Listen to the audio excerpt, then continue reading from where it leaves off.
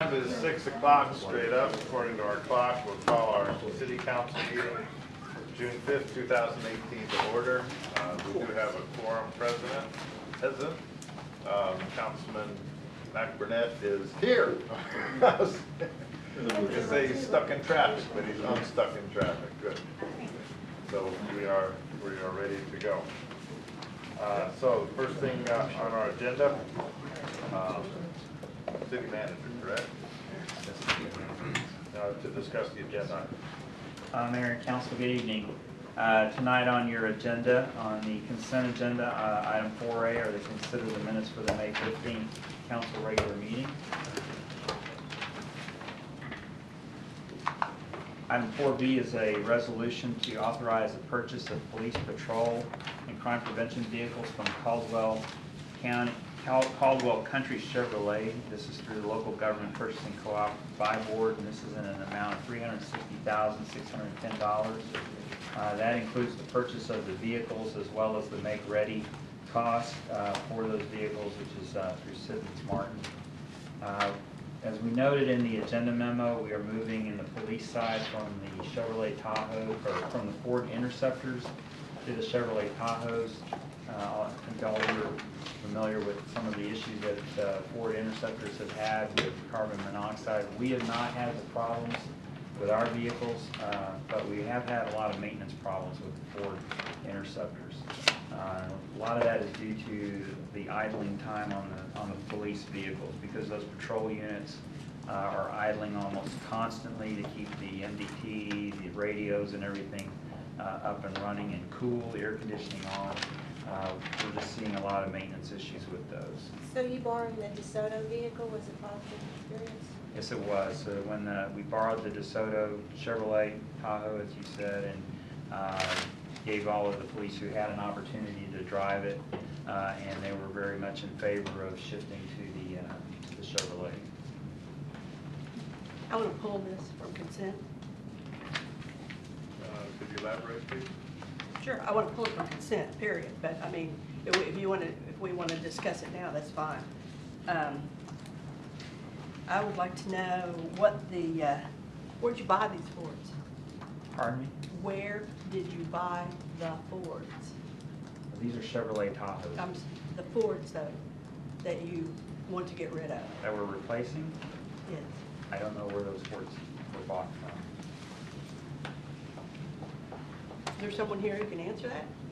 No, our fleet manager was not able to make the meeting tonight. Okay. I have a whole lot of questions, and if the fleet manager couldn't make it, then we may need to pull this all together, because I want to know where you bought them, what the current warranty is, if they contacted Ford or the dealership. What dealership did they purchase them from? I can answer some of those. The Ford? Okay. So the bus. No, she's asking. The Ford. Okay, the Silsby Ford. No, she's asking about the ones that we're replacing, those Ford Interceptors that we are replacing. Where did we buy those from? I'm sorry, I know where we're buying. Well, we don't have that information available. If you had let me know ahead of time, I would have been able to get that information for you.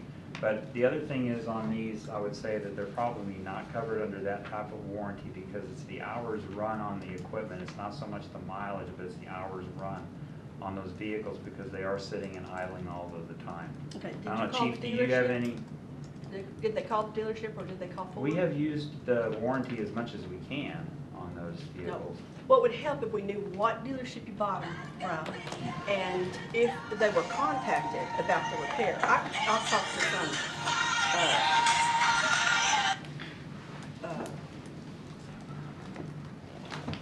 dealerships, and I'm more familiar with. And they're glad to work with cities, and so is the manufacturer. Okay, let me explain too. We are not replacing these because of maintenance issues. These are at the end of their useful life. They were due to be rotated out anyway. So what we're saying is, though, that we're not going to continue with the Fords for the police department. We're going to move to the Chevrolets. But these vehicles were already at the end of their useful life, and 2016. they were due to rotate out. Yes. Okay. Police vehicles typically are 2 to 3 years. That's not what I'm hearing from the industry. And you know, how much are we paying for labor? Where are you taking them to be repaired? I mean, there's a whole lot of questions. 2016 to replace with the 2018 is a little bit ridiculous.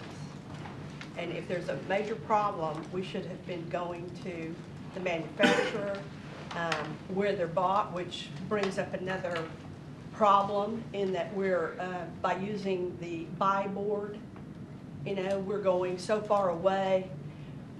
When you buy from a dealership that is closer by, they want to keep you happy because they want you to continue to buy from them. And so the manufacturer's warranty will be honored by any of the I know manufacturer's they will be. dealers. But I know that I am more familiar with dealerships, okay? I have some inside knowledge. And they will be more willing to work with you if you bought from them. And so I had a question asked to me, has anyone called George Davey, the general manager of Freedom here in Duncanville? They have a Chevrolet dealership that's at 67 and I-20. It's technically in Dallas, but they said they would love to have our business and move, sell us and do the repairs and keep up with us. I don't know if anybody called them or not, but I would want to know, that doesn't sound right. And I talked to both sides of the house, repair also. And let's see, Dallas, they have a lot of older ones. They said theirs are 07, 08, 09. Irving's are 08, 09, 10. Chrysler gives 5-year warranties. And I mean, they just give them automatically. So I don't know what the warranty was on this. We weren't given that information. We should have been. And when you have that many cars, we need to know what the odometer reading was, what the mileage was, the itemized expenditures, because that, you know, that's, I don't know anybody that would replace a 2016 with a 2018. That's a lot of money. And then also going 90,000 over the budget. No, it wasn't over the budget. Over what it was budgeted for? No, ma'am.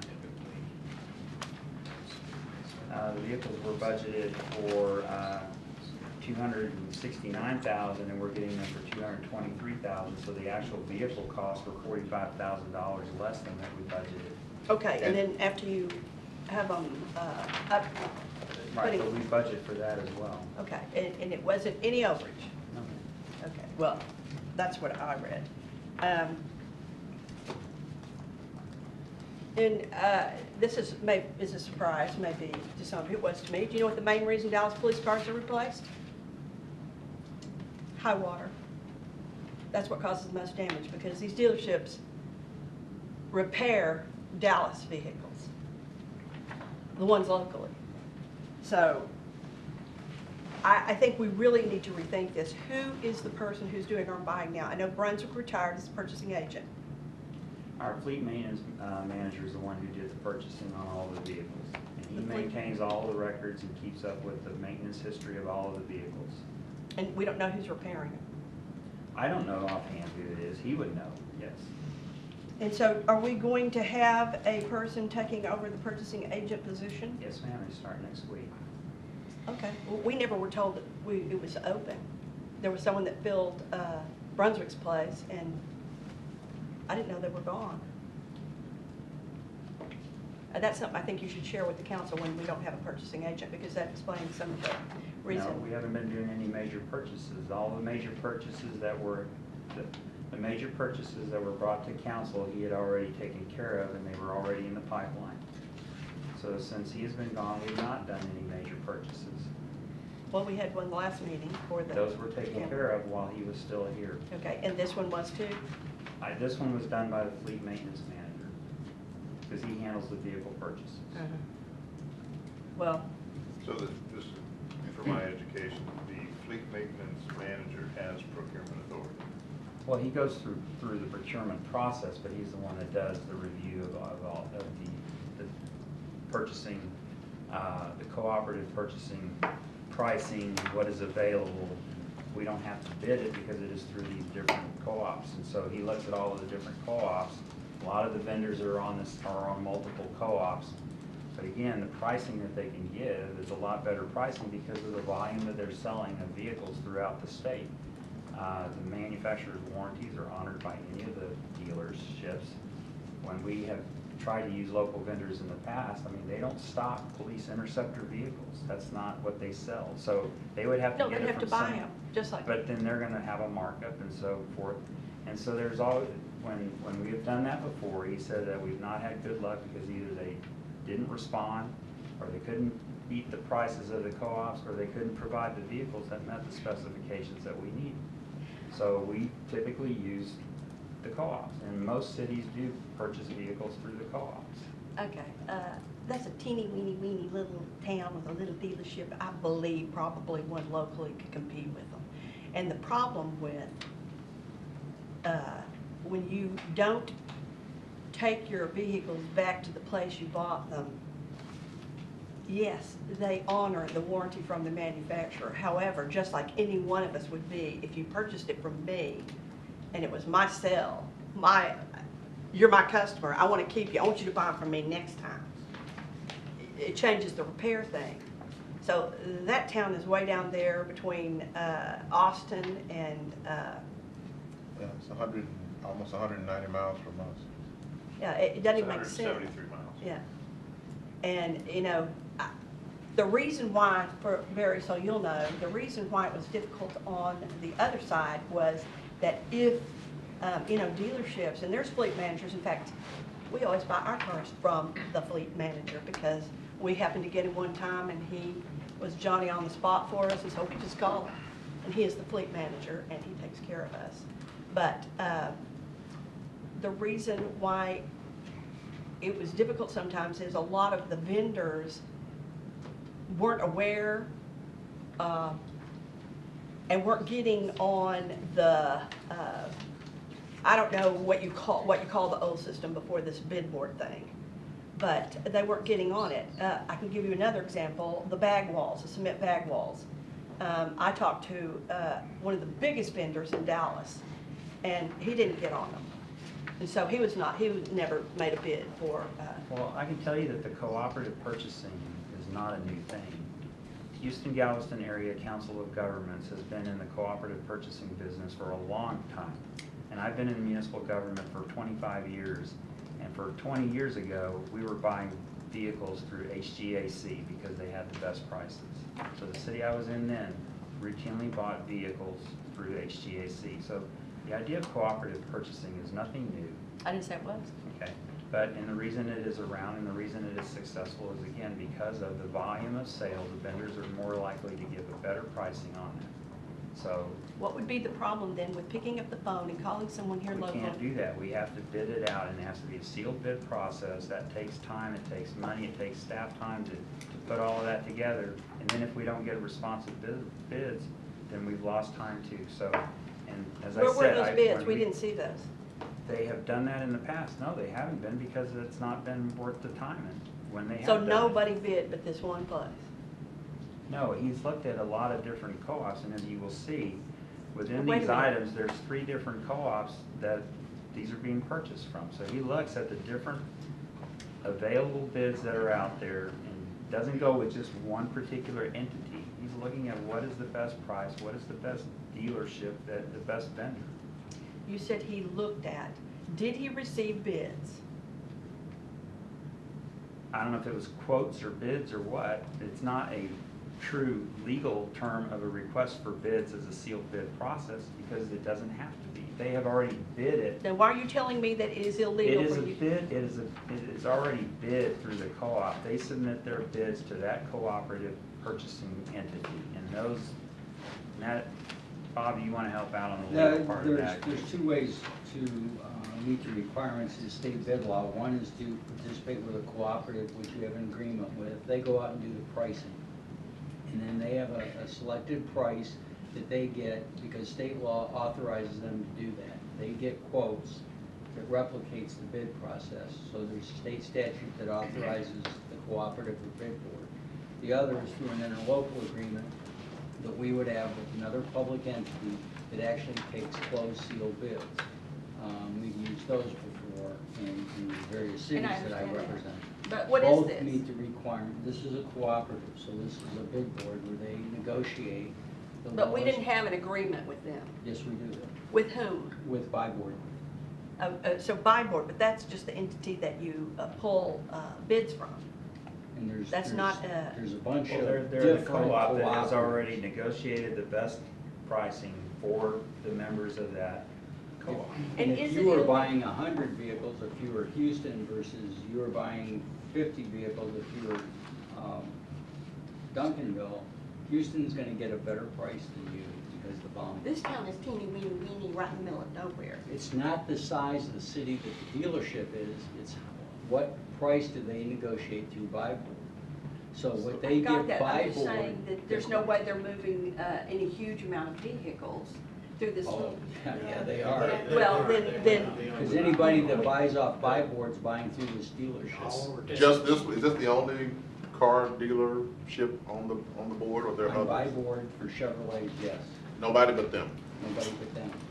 Because they negotiate, they give the best price on per volume. That's kind of like their specialty, their niche.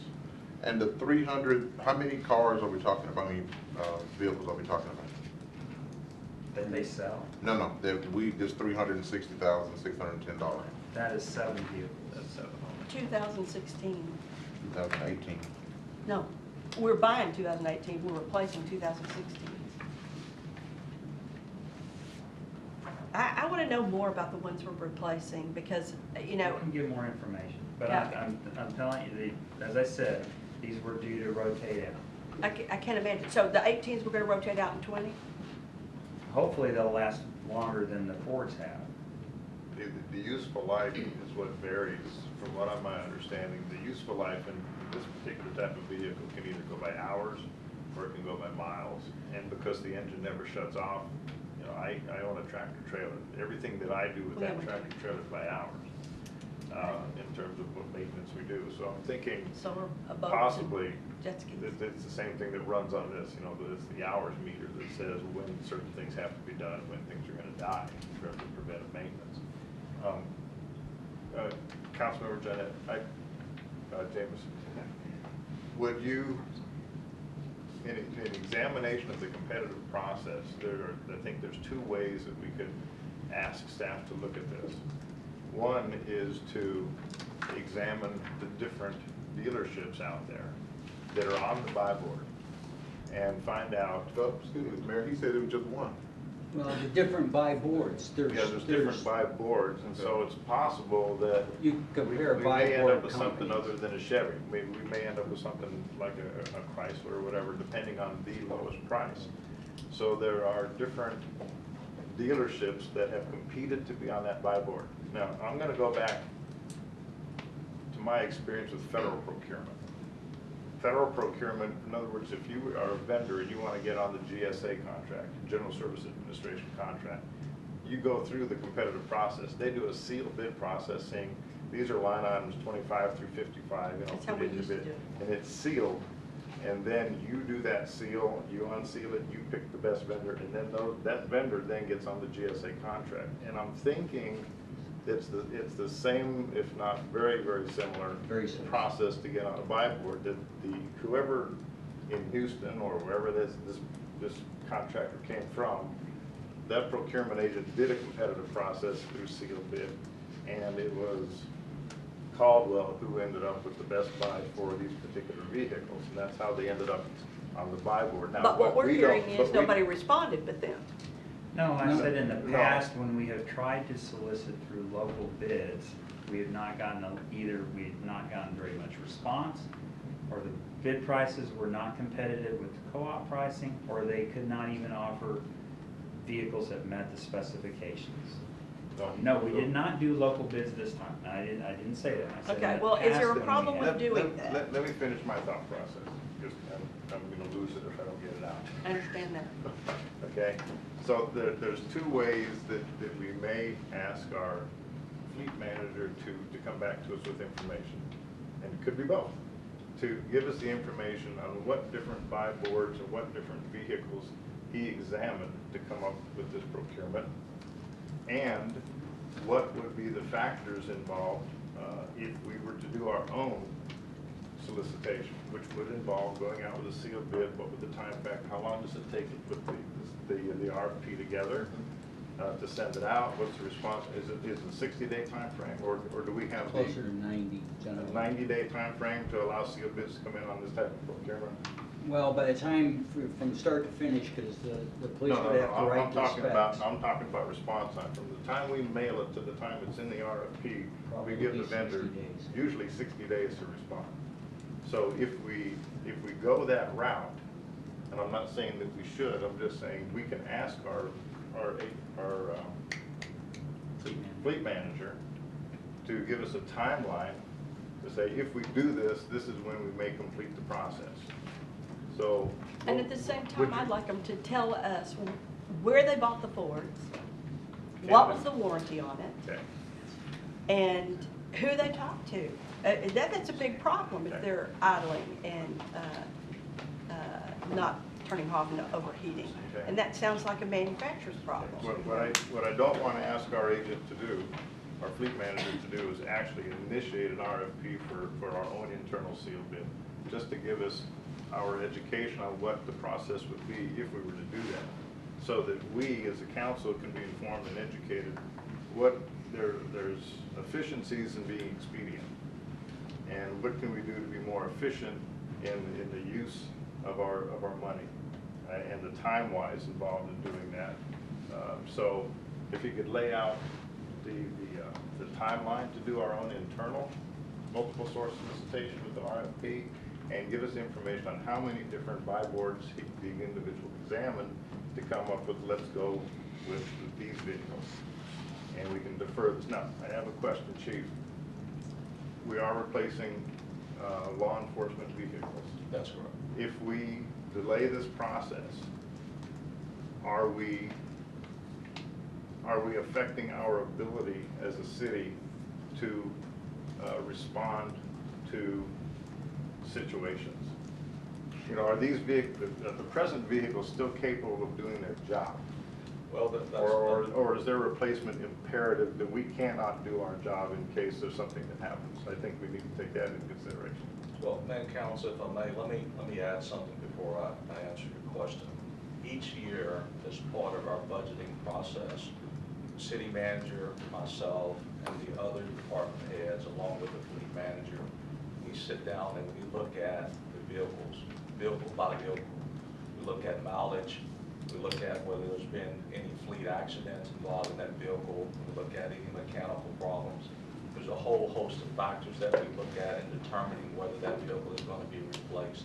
And that was done for the vehicles that are listed in your staff report. It's my opinion that we need to move as soon as we can to get the vehicles replaced. They have a lot of mileage. These are Ford vehicles, and we've also had some emission problems where we've had to put emission detectors in the vehicles. And as Mr. Huffman said, we've been fortunate that we've not had a lot of emission issues of carbon monoxide with our vehicles, but who's to say that can't happen? It's my opinion, and I would respectfully ask the council that we move as quickly as we possibly can. Can we delay in order to respond to the issues on the table? Is it acceptable to delay the procurement action just 2 weeks until the next council meeting? Would that impede the ability of our law enforcement to respond if we delay this only 2 weeks and no longer than 2 weeks? No, sir, I don't think it's going to impact our ability to respond to calls for service. I would have to consult with the fleet manager just to see the condition of each individual vehicle, but no, sir, I don't think it will. Okay. And we like that information also, the mileage and the repair, because we need to know some substantial evidence on why they need to be replaced. That's pretty quick for cars. We also oftentimes take those used leased vehicles and use them in CID or other areas where they're not on patrol. So it's unlikely that those are being completely replaced, because we have sort of an attrition process where we take those better things and hand them down to another area that doesn't put so much miles on them, and then take those older vehicles at some point and auction them off. And typically, when they get handed down, they keep them for another 2, 3, 4 years. So we're not getting rid of the Fords. I couldn't say that for sure because I haven't looked at with the fleet manager, what his intention is. I just know that when we went through and had our meeting as Chief described earlier, these were due to be replaced this year on our replacement schedule. They're factored in, they're budgeted in, because I have a fleet rotation fund, so everybody pays ahead for their replacements. So the money's already there to replace that, which is. So you knew in advance that this product was gonna have to be replaced? Typically, we replace those frontline patrol vehicles every 2 years. That's been a standard. Half this year, half next year. Yeah. You're always rotating. Well, but we're not getting any answers here on whether we're gonna keep those or get rid of them, and Typically, in the past, we've not gotten rid of them. I can't speak for this particular group. I'd have to go back and talk to the fleet manager. because if there's a problem with this product, this Ford product, someone needs to really be addressing Ford. My understanding is that he got one engine replaced that they honored a warranty under on one vehicle.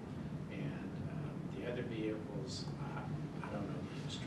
I know he did get Greg, one. you have more information on that? Well, we do, for the police vehicles, we do monitor them by hours, not by mileage, because they are all very low mileage, but incredibly high on hours, and that's what wears them out. 24/7. Because they're always on. I can tell I've been tracking our vehicle maintenance with ASA over the last several weeks, and those police interceptors are routinely in the shop, at least one or two. What they're shop? Under what? What shop? Whatever the local dealer that we send them to get maintenance, and it is warranty. We don't know who it is. But you used to be Mac High. Typically. Okay. And I was also asked how much are they charging you for labor? It's warranty work. Well, the other, Oh, it's all warranty, so we're not paying for the labor. My understanding is that it is warranty work, but I will definitely. 2016, it should be. Yeah, I would think, I but would think. but also, sort of, as Richard said, because of the wear and tear on them, at some point, when the more that they're in for maintenance, as Greg said, that's downtime. That means that vehicle's not available. And so that is getting to be more of a problem as they are having more maintenance necessary on them. That's why we replace those frontline patrol vehicles about every 2 years, is because when your maintenance cost starts exceeding your useful cost, then it's time to move on to something else. And yeah, so, but I would think that in the future, maybe we need to do more investigation on the product we're buying, because that's pretty. well, the now, Chief- so the Ford Interceptors have been out there for a while, and that was a very popular vehicle for a lot of police departments. And over the last couple of years, there's been more issues coming to light on them. And now we're seeing more departments moving away from them and move into the Chevrolets. But The chief just said that waiting 2 weeks, so that we can get some questions answered so everyone can feel comfortable. He just said that would be, that wouldn't hinder the process. Without impede on Yeah, law so, enforcement just so people can That's my feel, calculation. can feel better about it, it's just get more questions answered, and then we, won't get And we people- would- we'll get some information on Know the warranty on these too. Councilman Right. Schwartz had a Just some historical input. I used to do this. Okay. Used to purchase? I was in charge of the fleet Okay. I know Then it help me. operates. One thing, now, these are special order vehicles. Right, Right. They only run them a certain time of the year. right. And if you don't order during a real specific window, you're not gonna get this year's model. You're gonna wait Well, a year. that's true, that's true on Okay. all vehicles. Okay. Well, Well, then the time factor of 2 weeks does come into play Well, again. yeah, we So don't know, Are we you gonna know. lose this? but we have lost the window before because we bought from a local dealer who said, oh yeah, I can take care of that. He bid it low and it just didn't work. He never got delivery on the vehicles because these guys, like the one with the buy board guys, they'll buy thousands of these vehicles and we were buying 6.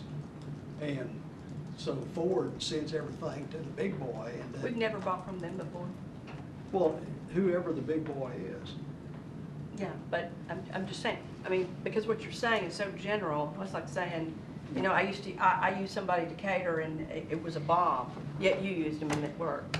So- Putting what you just said in perspective, then doing our own internal RFP is not gonna be possible.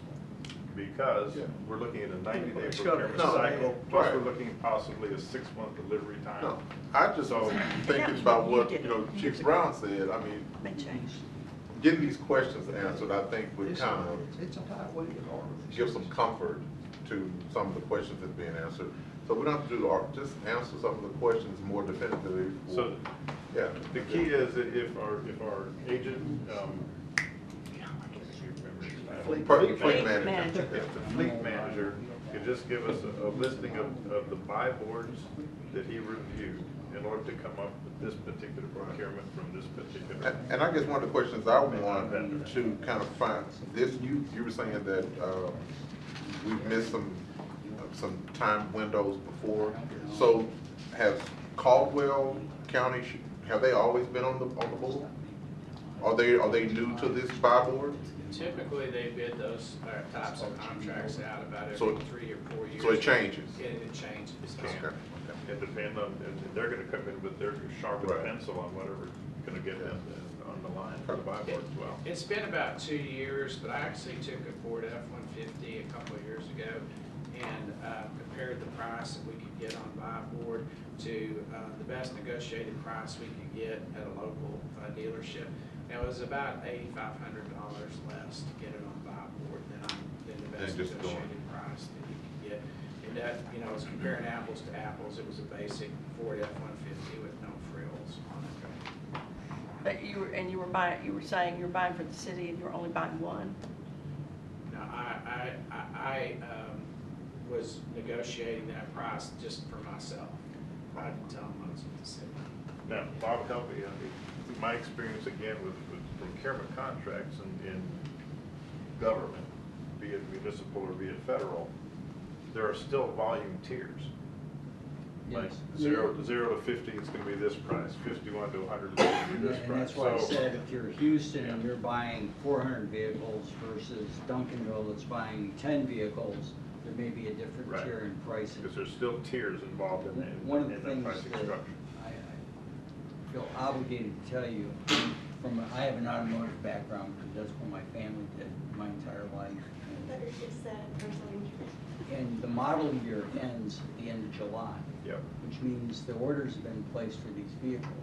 In August, they will not make 2018s anymore because they'll be switching over to the new model for 2019s. So I don't know if that'll impact your pricing or not. So But maybe we should be Well- getting 2019 because obviously this was not a good idea. to well, have then these you're not gonna 2016s. get your vehicles until Then you're not gonna- October, we're because they gonna won't get it start till way making out. the new ones until September. There's All right, also so have if to be we can get these retrofitted questions answered, we can pull the trigger at the next security council meeting. bars for We'll have prisoners. more information for you next meeting, and we'll have the fleet manager here to answer those questions. Okay, now, I'm gonna ask you a question, and somebody tell me if I'm out of order in asking this question.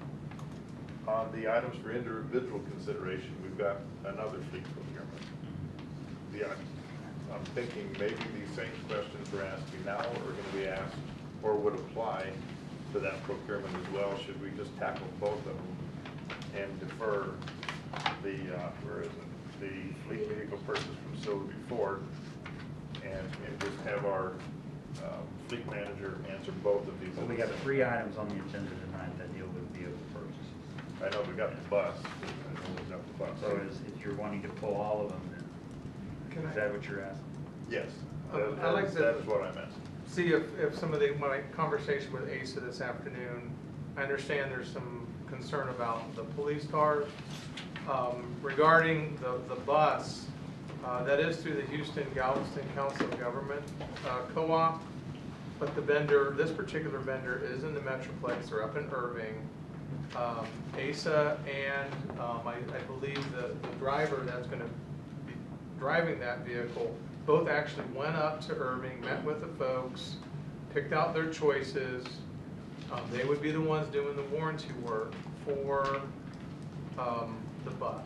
Now, I don't recall the name of the actual vendor. I think it's, I know it's in here.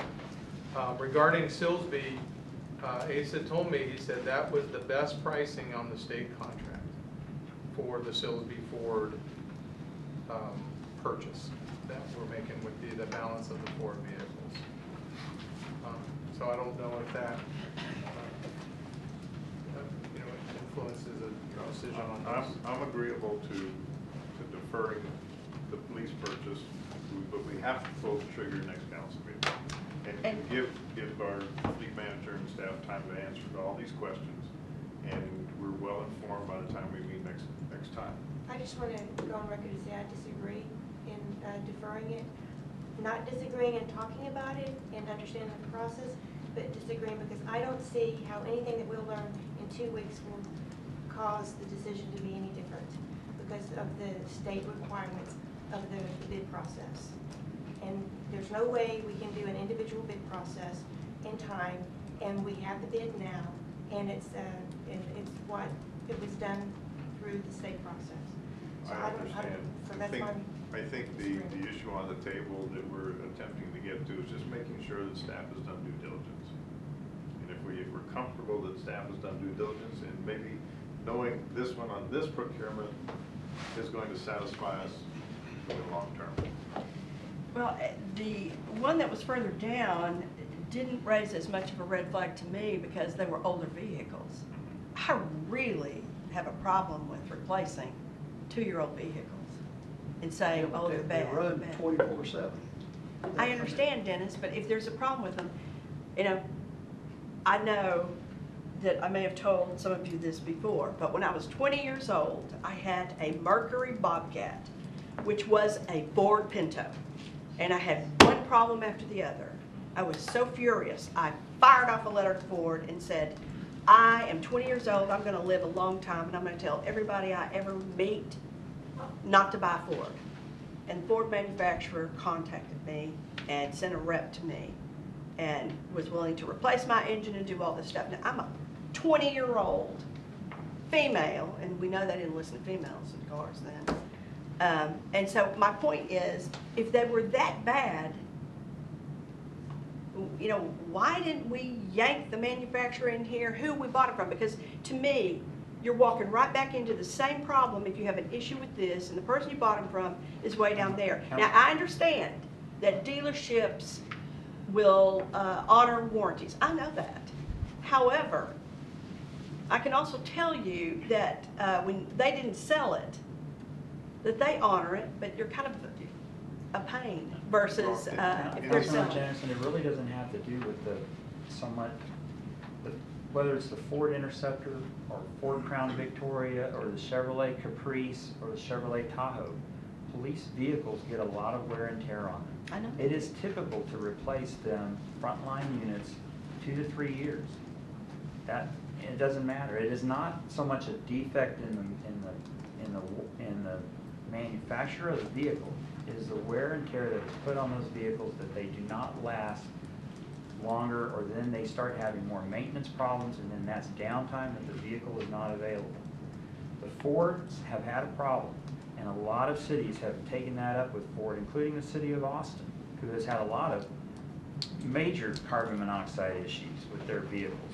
So a lot of other cities bigger than us have taken that to Ford. But whatever reason, Ford is making changes and have said it's not their fault, but whatever it is, a lot of cities have taken those issues to them. But a lot of cities are moving to the Chevrolets now.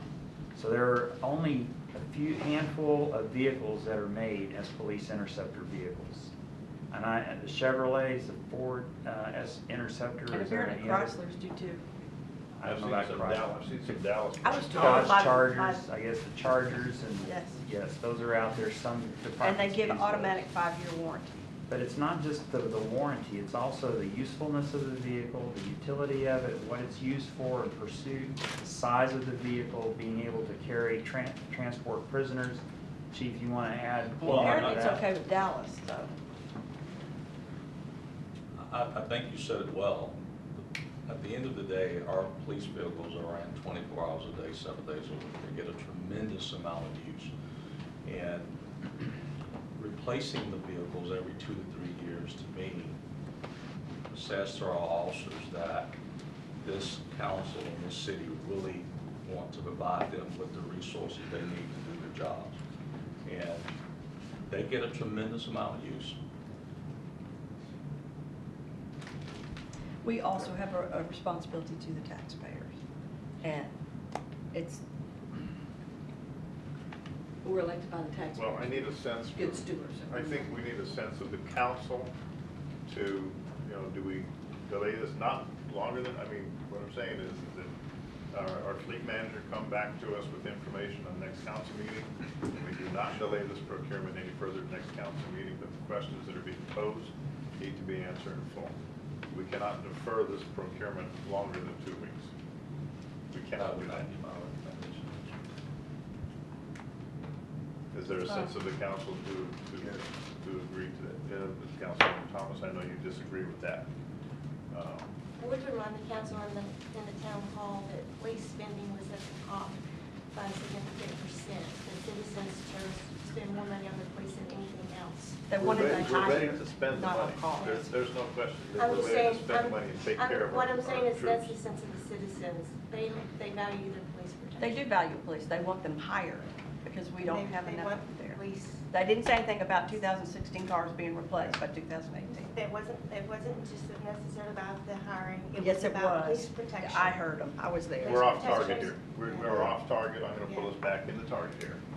What I'm talking about, nobody is saying that we're not taking care of our police.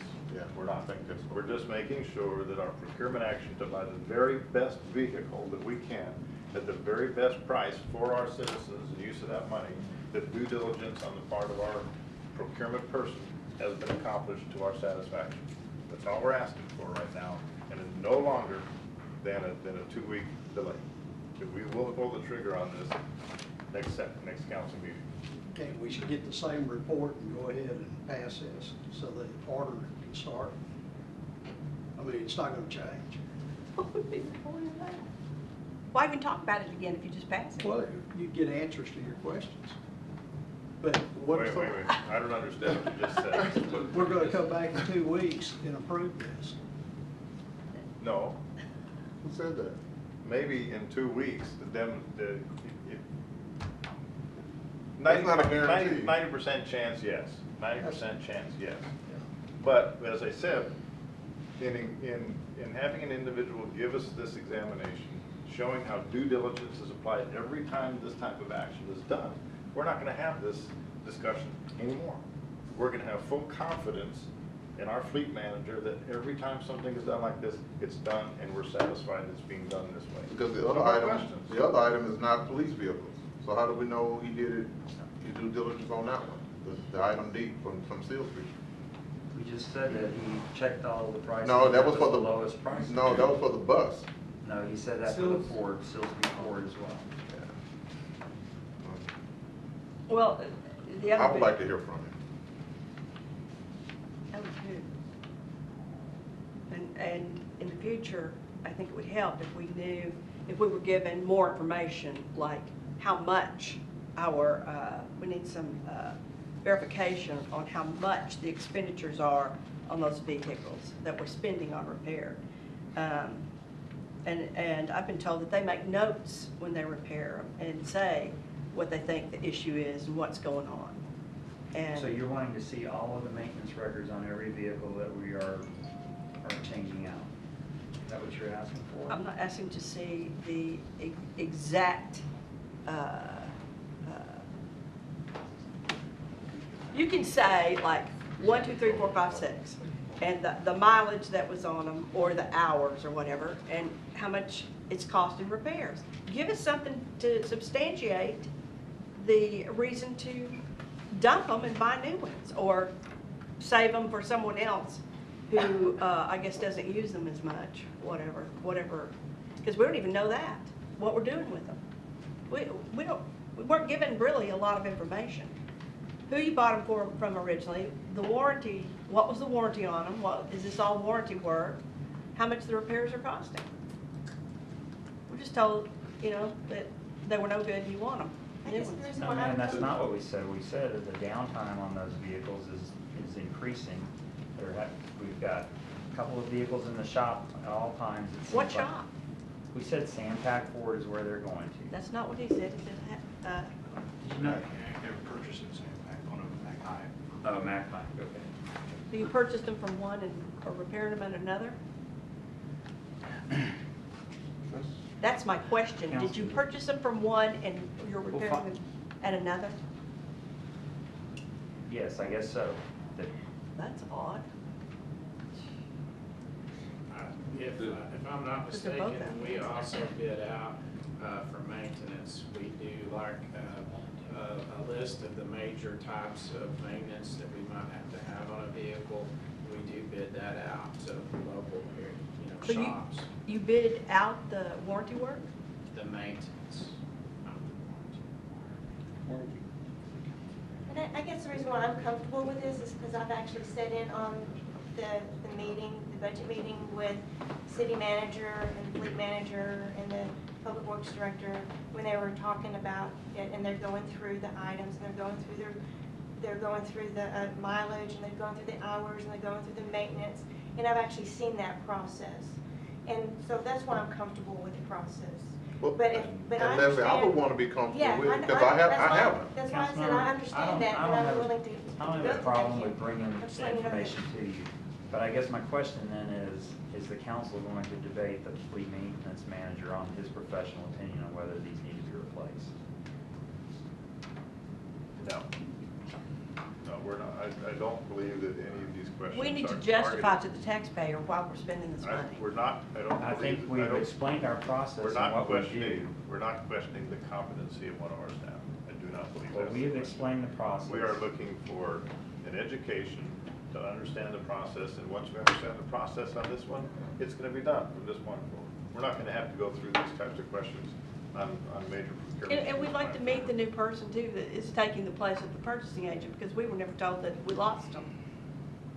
And I think that we should in the future know if there's a major position that's gone. Mayor, I think we should move on because you have 3 people for sure that want to do it, and that's all you need. So we can, I think you have a consensus. You have Sense. the sense, yeah, of that this will be on in 2 weeks. Okay. We're good? No. So formally, we're gonna remove this item from the consent agenda when we go into council session. Is that? Right, how we- things- we- Is that how You can things remove it work? now. Pull it from the You can agenda remove it now. Yeah. Yeah. Oh, okay. This does not have to be deferred. If you'll announce when you go out and do the agenda for the consent agenda that you're only considering A and C and B has been removed for a future agenda. The only one that requires is where we have a public hearing, then it has to be to a date certain, which gets down to 5A when we did. Okay. That's all I need to say is item B under consent agenda has been removed for future consideration. Yes. Done. And C, did we ever answer what's happening to the other bus? That'd probably be auctioned. Have we thought about keeping it? Because, we have times when we need to transport people who are here for the basketball games, like from the Hilton to Fieldhouse or something like that. Well, we have 2 buses, so this is only one. So I think we have adequate buses, and then if we keep it, then that is just another maintenance cost and insurance. So, we can look at that as to whether we need it or not, if there's that much demand on for a 3rd bus. But typically, we would probably not keep it, we would just auction it off. So we have another one, it's exactly like that one, Well, we have 2 buses. and they're exactly the same? I don't think they're exactly the same. I don't know for sure. They're probably the same packs. One has a stripe and one doesn't. But in terms That's of it. carrying All all the the same seating capacity, Yes. same same lift and pack everything. capacity. And so does this one have more seating capacity? It does. What is it going from? It's going from a 15 passenger, including the driver, to a 16 passenger plus 2 wheelchair. So 1 plus 2 wheelchair? One seat plus 2 wheelchair? Correct. I think we should have been told that too. That makes it more palatable. Okay. This one remains on consent agenda for the bus. Well, I think it should be pulled off of here. We need to say to you know, you can pull it off a consent and then say that this one is a larger vehicle and it's gonna take one additional passenger plus 2 wheelchairs. You know, I don't understand. You're When saying it's on vote- consent, you're you saying don't to talk take it off about the it. consent agenda and put it in for items of Yeah. consideration. yeah. I can add that information, though. You can leave it on consent, and I can just comment on it before you vote. if you would like. It doesn't really matter, it doesn't matter. Let's leave it on consent, have the additional information inputted so it's on the record, and we can move on with this one. Okay, we've got 9 minutes to go, if we can stay on schedule. Items for individual consideration. Mr. Huckman. Item 5A is SUP on the kennels. We are going to ask to table that to, or postpone that public hearing to the June 19th meeting. The applicant is out of town due to a death in the family. Item 5B is adding code of ordinances, amending chapter 19 on traffic. And this is just to provide additional guidance and direction to the traffic engineer as far as erecting signage that's in conformance with the manual of uniform traffic control devices. It does not change any of the authority that was already in the ordinances. So on the authority in the ordinances as they were, like, I don't have a problem with an engineer removing some of them, but in the past years, we were given the number of traffic signals that were in Duncanville versus Cedar Hill, DeSoto, that we're talking about going into a program together. And we have like 3 times the number in a small, much smaller area. So in the 1981, the red part that was added, I'm assuming that the red was added. The red line is the new language. Right. Yes. Could we please add, when we are adding traffic signals, that that will be something that the council votes on, to add them or adding them? I don't care if you take them away. You can do that. Why can't- Council, it's not discretionary, there's warrants that have to be done, and they have to meet the warrant requirements under state law. The council just can't decide they want to take away or put up a traffic signal. There has to be a That's not what I study. said, Bob. That's what I heard. Well, that's not what I said. I said if the engineer wants to add a traffic signal, that it comes before the council. We have to vote on the money for it, Well, so. yeah. I mean, You have to vote on the money for it, Yeah. but whether the signal is placed there has to be done based on the traffic warrants under state law. Traffic warrants. Yes, there's, I think Is there a- there's is there a 12, need? there's 12 different criteria: volume, time, location, size of the road, and all those things have to be Accidents. studied and warranted by a traffic engineer. And if they meet 8 out of the 12 or whatever it is, then the signal is warranted and can be That must placed be there. something that happened within the last few years, because we have a It's been ton a of while traffic since I've been accidents. a lawyer. We have a ton of Yeah. signal lights. Well, look at all the ones we have. So the bottom line is, no But they all traffic move light is once. gonna be added to the city of Correct. Duncanville without our knowledge. Right, because you're gonna have to vote to pay for it, so, but whether it's warranted or not has to be done based on the That would be Texas sub- traffic That would be in the code, documentation transportation code. substantiating the procurement, Yes, so that we're gonna know it. Okay. We're yes, gonna know it. you have to pass. They can the- take them away all they want, but I think that we have too many. Okay, all right. Item C is the CDBG grant application. This is, as you know, or we may not, we are no longer on annual CDBG funding from Dallas County. It is a 2-year cycle now, so we are entering into the second 2-year cycle. We propose to, again, fund 1 code enforcement officer through CDBG, which we have historically done. And then the remainder of the funds that we are eligible for, we are proposing 2 different projects. And this would be to the council's option as to which one you choose. One is a wastewater improvement project. This would be pipe bursting to replace 6-inch wastewater line with 8-inch PVC line. The cost of that would amount to the grant funding plus an additional $28,000 to the city. It would affect approximately 16 homes. An alternative project would be new sidewalk and barrier-free ramps in Fair Meadows North subdivision. That project would benefit about 58 homes, and it would cost the city an additional $63,000 above the grant amount. The public hearing for these, for CDBG, will be done by Dallas County because they got the information to us late.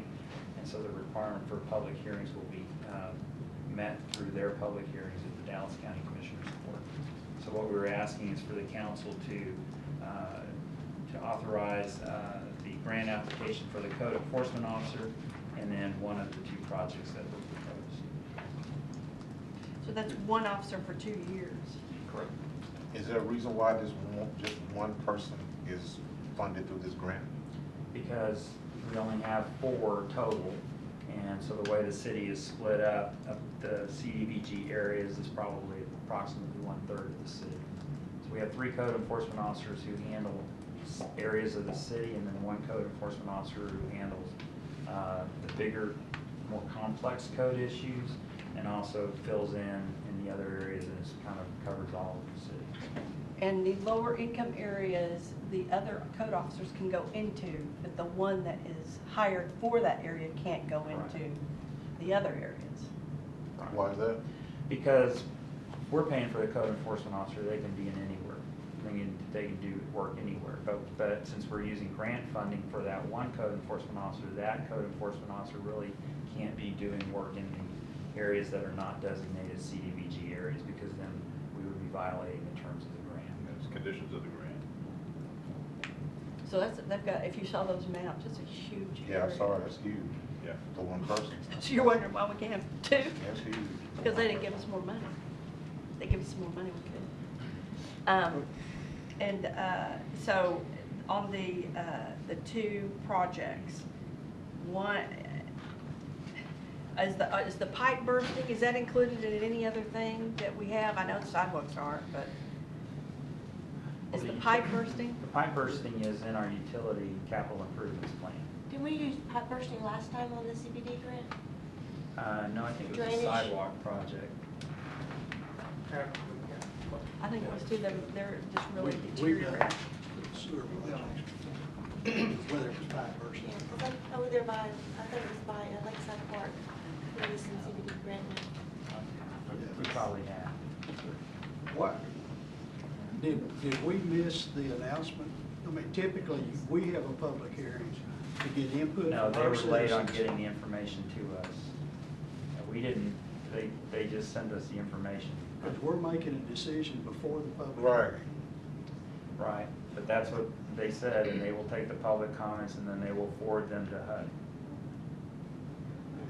So if a better project comes up, Well, I think they will take the council's recommendation over probably anything that might kind of come up in the public hearing. well, I know Homer Fincan always comes up with projects. But the deadline for submitting these applications is June 8th too. You'd have to be here tonight. We gotta move tonight on one of these 2 projects. Yeah. But the So pi- if it's June 8th, then why are we just not hearing about it? Typically, we have our public hearing, Yeah. and then the next council, we receive input from the public. It's not The our next- hiccup. This is It's not our hiccup. But I mean, did we know the deadline was June 8th? No, we just got the information from the county just a few weeks ago, I think. Yes, not too long ago. In terms of the dollars that were available, and then we, the staff has to decide how to use those Yep. dollars, and those are the projects that can come up. They brought it up on 7 May. 7 May. When they told us, That's a month. hey, you Yeah, have. that's. But I mean, that's we've not had a even council 30 meeting, business we've days. had a council meeting since May 7th.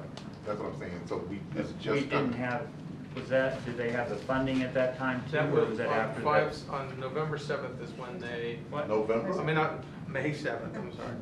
On May 7th is when they said, this is how much money we're gonna give you for the But next we're 2 doing it. years. But they also told us that we would not have to do the public hearing because of the lateness That's- of that's notifying. correct. Normally, we are notified a lot earlier than that. But we still had to go and, Work up the Look- project costs. that's right, based on the amount of money they gave us, then we have to figure out what we can do with the money that they allocated to us. Okay, well, so on pipe bursting, can that be included in capital improvements? Because I know we don't usually do a lot of sidewalks. Well, of course, now we're doing a lot of sidewalks, so. I think it So can we go either do, way. so that, if you go with the pipe bursting project, we would take those costs out of the utility CIP. But we are doing pipe bursting in the utility CIP. We already have that plan. So that can get done anyway. The sidewalks, we do have sidewalk repair projects in the traffic and safety improvement fund. And so if you choose that project, then what we will do is probably move some of the projects that were scheduled for this year and move that funding to next year to take advantage of the grant, and we would still get it done, yes. What's the, how critical is the pipe bursting? If it's, we'll. Because at one point it was very critical. We'll get it done. We would be doing it anyway. Sidewalks. We already have Impact. millions of dollars set aside for pipe bursting every year. Yeah. We would take advantage of that. We do have a new concrete construction crew which is doing sidewalks. The sidewalks. But there's one crew, and what this would do would allow us to get more effort out into the neighborhoods using these dollars. I was just making sure that pipe bursting was ahead, because remember, I don't know, you don't remember because you weren't here, but there were pipes bursting all over the place, so to speak. But if it's under control, it's not critical. The issue with the pipe bursting, again, is wastewater focus, when it usually addresses infiltration problems, which is what costs us money in the long run. Not water line, which I think is the one that usually pop up. We do schedule water line maintenance as part of our annual CIP based on prioritization. We do the same thing with pipe bursting as well. And there's no sewer, there's no hazards as far as There's many SSOs up there. Yes, sir. We had SSOs in What's one an location, SSO? sanitary sewer overflow. In other words, it's out on the street. So we've had one since I've been here, is back when we had all the rain a few months ago in Green Hills Quarters. I know we went out and looked at it twice in a row. At this project area. Not in this project area. But we do identified money this year to address the branch lines, which were what's cracked, and which caused the infiltration of rainwater, which caused the sanitary sewer overflow.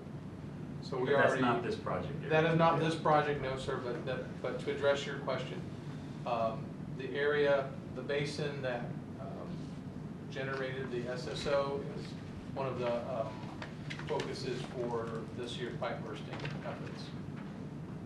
So if we're going to get the pipe bursting done anyway, and sidewalks is probably a little lower on our internal priorities, then we would be better off doing the sidewalks and enhancing the community for those, Yeah, where those especially- sidewalks are gonna go. Especially since it's not a critical area Yeah. in the CBD area. Yeah, and I think our citizens would be very happy to have sidewalks, because there's a bunch of them. I know. There's a whole bunch of houses impacted by these sidewalks. So are we kind of Yes. census? Okay, so somebody's gonna make a motion for I'll the make it. sidewalks, when we get to that Make point. a motion to approve with option 1 or option 2, and that's all they need to say. The way the resolution is written, once you make that your motion, Okay. we will Which option is conform the sidewalks? resolution appropriately. Sidewalks is 2.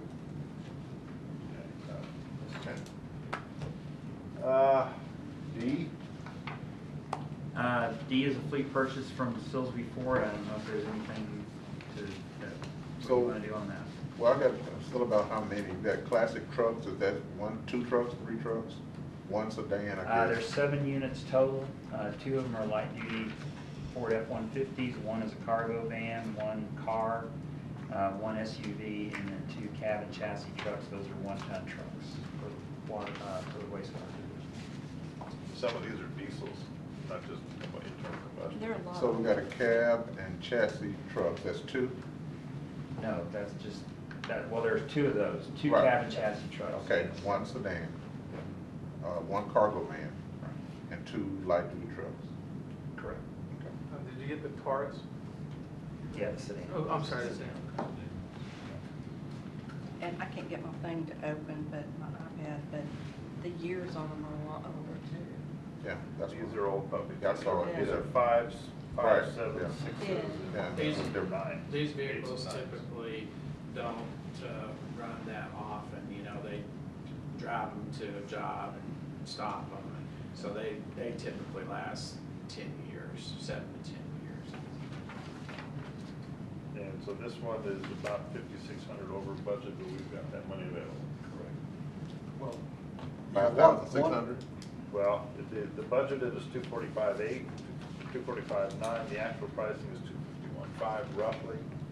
So we're talking at, So that group about of vehicles 56, was a little bit over the 5,600. budget, and that's why we didn't put it on the consent agenda. Yeah. But within the overall fund, as you saw on some of the other vehicles, we had cost savings on the bus itself, we had $20,000 savings on that one. So within the fund, we have excess funds available to pay this over. It's only 5,600 over the budget for this particular program. well, and one of these vehicles is an interceptor vehicle.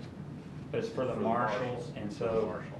because it doesn't, the marshal's car is driven to a point and stopped, it doesn't run all the time like the patrol vehicle, so it felt like it was okay to go with the Interceptor on that one.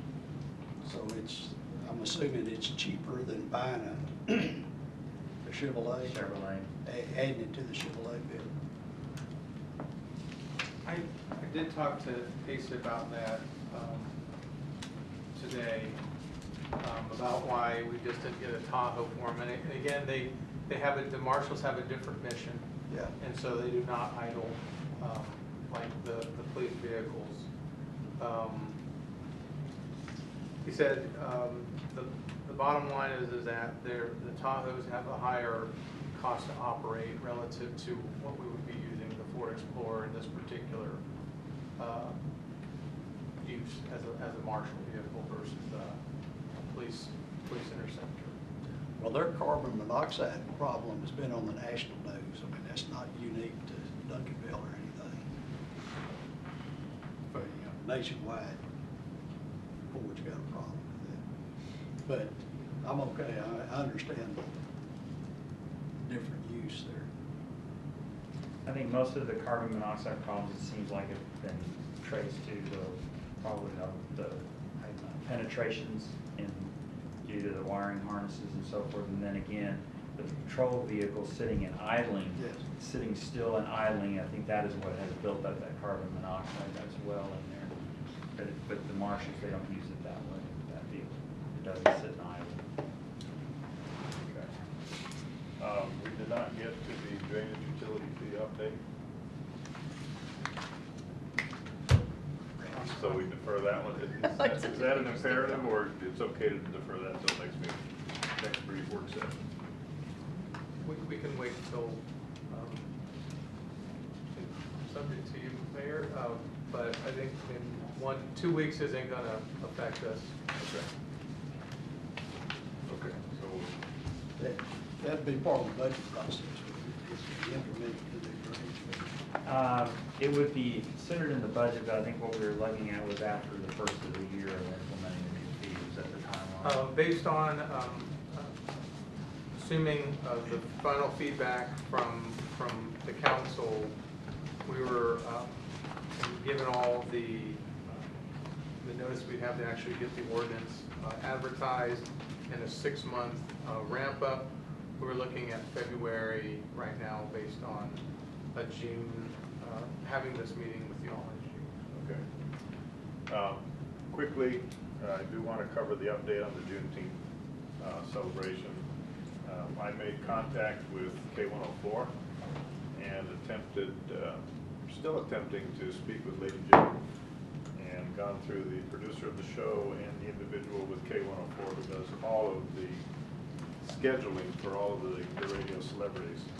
And my discussion with that individual as of a little after noon today, she told me that her schedule shows that Lady J herself is not scheduled to be here, but the K104 street team is scheduled to be here for the Best Southwest Juneteenth celebration. And as of this moment, at 7:09, she said she'd get back to me to find out who's coming. And as of this moment, it is not Lady J, It is the K-104 street team, which is, their mission is community involvement and public relations work in communities. So that's where we're standing with Lady J. Whether she will show up, I don't know. As I said, at this moment, she's not scheduled to, according to the person who handles her. What about the food? The food has been changed to those. Woo-hoo! Good, that's good. And just a matter of information, I have on my calendar going to Michigan for a wedding for about 6 months. So I will not be here for Juneteenth. Dennis, Councilman Schwartz, as Pro Tem, will handle those duties for me. So unfortunately, I won't be here. Yeah, I would just want to add that in front of you tonight is your packet for your VIP packet, so it includes your parking pass, as well as 2 VIP lanyards for you and the guest. If you need more lanyards, I may notify that you can get you some more, so just let me know. We also did make one small change in the Headliner Act based upon the feedback that you provided at your last meeting. We went with Lady Diamond, who's done several performances here in Duncanville. She's more of an R&B jazz. That person works out of the House of Blues quite a bit. So that change, along with Thibodeau's, has been put forth since our last meeting, but everything else is the same. Again, we ask if you would let Narva know if you can be in attendance, and we'll be sure and have you recognized at 6:30 when all the other councils will be recognized as well. Okay. If I could have Chief Rhodey also just briefly mention what our security and emergency plans are for the event. I've been working closely with the police department, and we're planning on having an ambulance with 2 paramedics staffed in the park, along with our CERT trailer and CERT team. They'll be there to provide minor first aid and some refreshments at the cooling station and everything. And then we've been working closely with Tanya Hunter, our emergency operations coordinator, to get our incident action plan all together and have our weather being monitored, along with all the assignments of the staff that are participating in the event.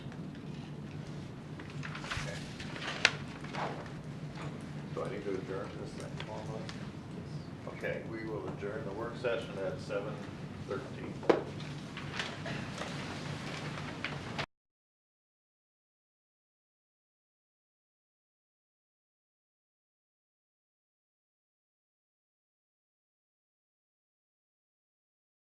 To our citizens for running late,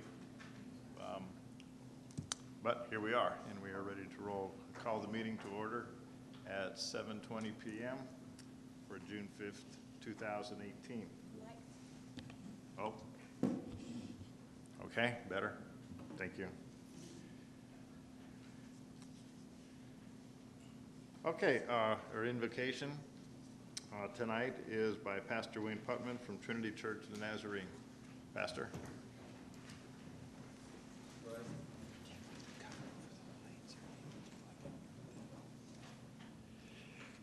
Father, we thank you for our community. We thank you for the servants who are here to lead and to do all they can do to make this community one that honors you. And I just pray for wisdom tonight, and that your blessing would be on this group, on each of their families, and Father, on everything that's discussed tonight. In Jesus' name, amen. Amen. Amen. And if you join me in the pledges to our flags, please. I pledge allegiance to the flag of the United States of America and to the republic for which it stands, one nation under God, indivisible, with liberty and justice for all. I honor the Texas flag. I pledge allegiance to thee, Texas, one state, under God, one indivisible. Okay, next item on the agenda is proclamation, and it's going to be my honor and privilege to do that. And joining me in the proclamation is Ms. Gwen Brown. She is the president of the International Museum. Ms. Brown, if you join me.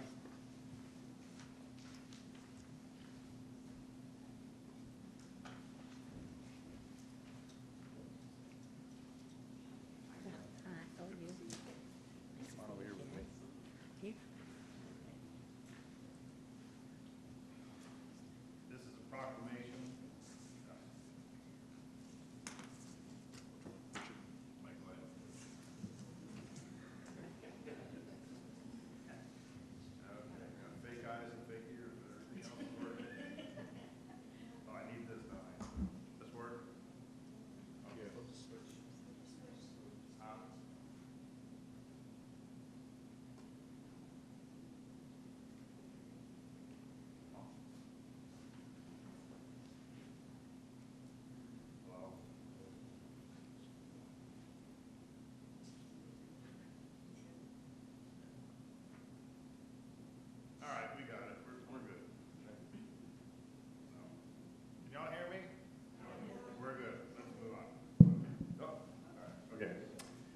Whereas on June 19th, 1865, Union soldiers led by Major General Gordon Granger arrived at Galveston, Texas to enforce President Lincoln's Emancipation Proclamation and declare freedom for all slaves.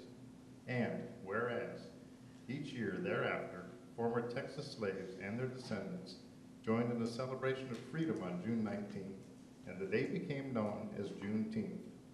And whereas across our nation, Americans continue to celebrate Juneteenth, a day to reflect upon the sufferings of slavery and to remember the joyful declaration of freedom.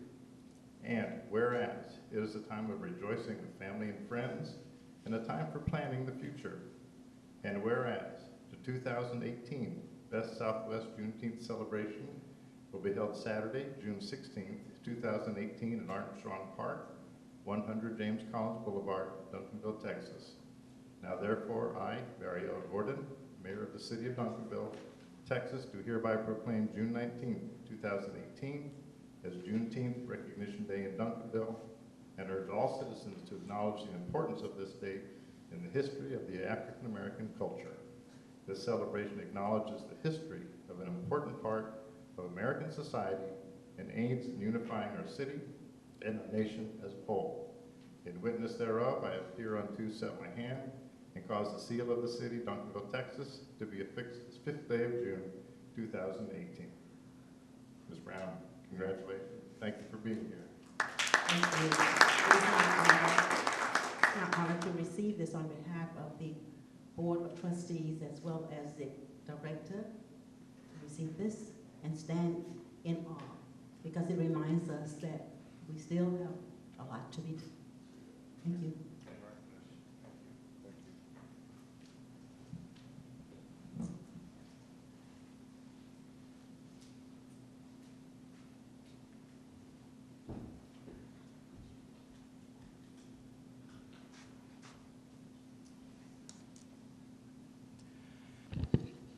Mayor and Council, and to those who addressed the public comments, I do want to make note that staff has been working on some potential changes for the downtown district on the ordinances, and I know that the outside storage has been an issue with some of the businesses there. I've had conversations myself with several of the business owners, and the information that I passed out to council this evening on upcoming briefing sessions, I noted on there that the next meeting, the June 19th meeting, we are planning to have a discussion with the council on some potential changes to the downtown district to open up and loosen up some of those regulations. So we are trying to address some of those changes up front, but at the same time, we also know that there's a lot of other changes that need to be done to our codes of ordinances as a result of our comprehensive planning effort. And those are going to take more time to do, but we are trying to address some of the other more pressing issues more immediately. So I would encourage you to come to the next council meeting as well to hear that discussion. Thank you. Thank you, City Manager. We're moving on to the consent agenda. Will the City Secretary please read those? I will mention at this time that item B has been removed for future consideration. Item A, consider the minutes for May 15, 2018 City Council regular meeting. Item B, consider a resolution authorizing purchase number 18-092 of police patrol and crime prevention vehicles from Caldwell. No, that's been removed. B has been removed. Okay. And item C, consider a resolution authorizing purchase number 18-094 for a senior center bus for creative bus sales through the Houston-Galveston Area Council, cooperative purchase contract number BT01-17 in the expenditures amount of $71,065.78. Chair will entertain a motion. So moved. Second. Motion to approve and motion seconded. Please vote. Thank you.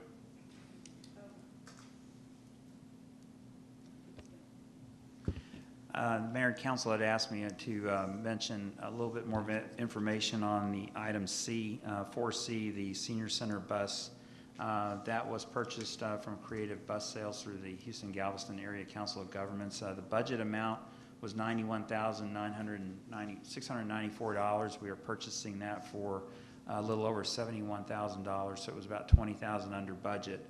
But in addition, it will replace one of the 2 senior center buses that we have right now. The current bus holds 14 passengers plus the driver, and it will hold 1 wheelchair, but when it takes that wheelchair, you lose 1 passenger seat. The new bus will be 16 passengers plus the driver plus 2 wheelchair positions. So it will be it will accommodate more people on that bus. Thank you. Thank you.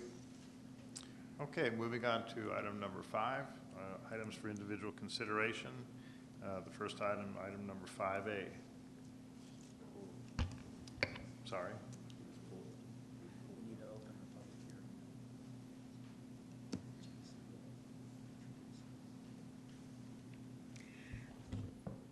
Good evening, Mayor and Council. Chastity Allen, City Planner. Chastity Allen Benson. Sorry, I keep forgetting to add that married name on there. Chastity Allen Benson, City Planner. Okay, we're figuring this out. Oh, just time out. Technicality, the mic in front is still left on, and we're getting feedback from the boom mic and the hand mic and the handheld. Can we get that turned off? Thank you. Okay. You're welcome. Okay, is that better? Wait a minute.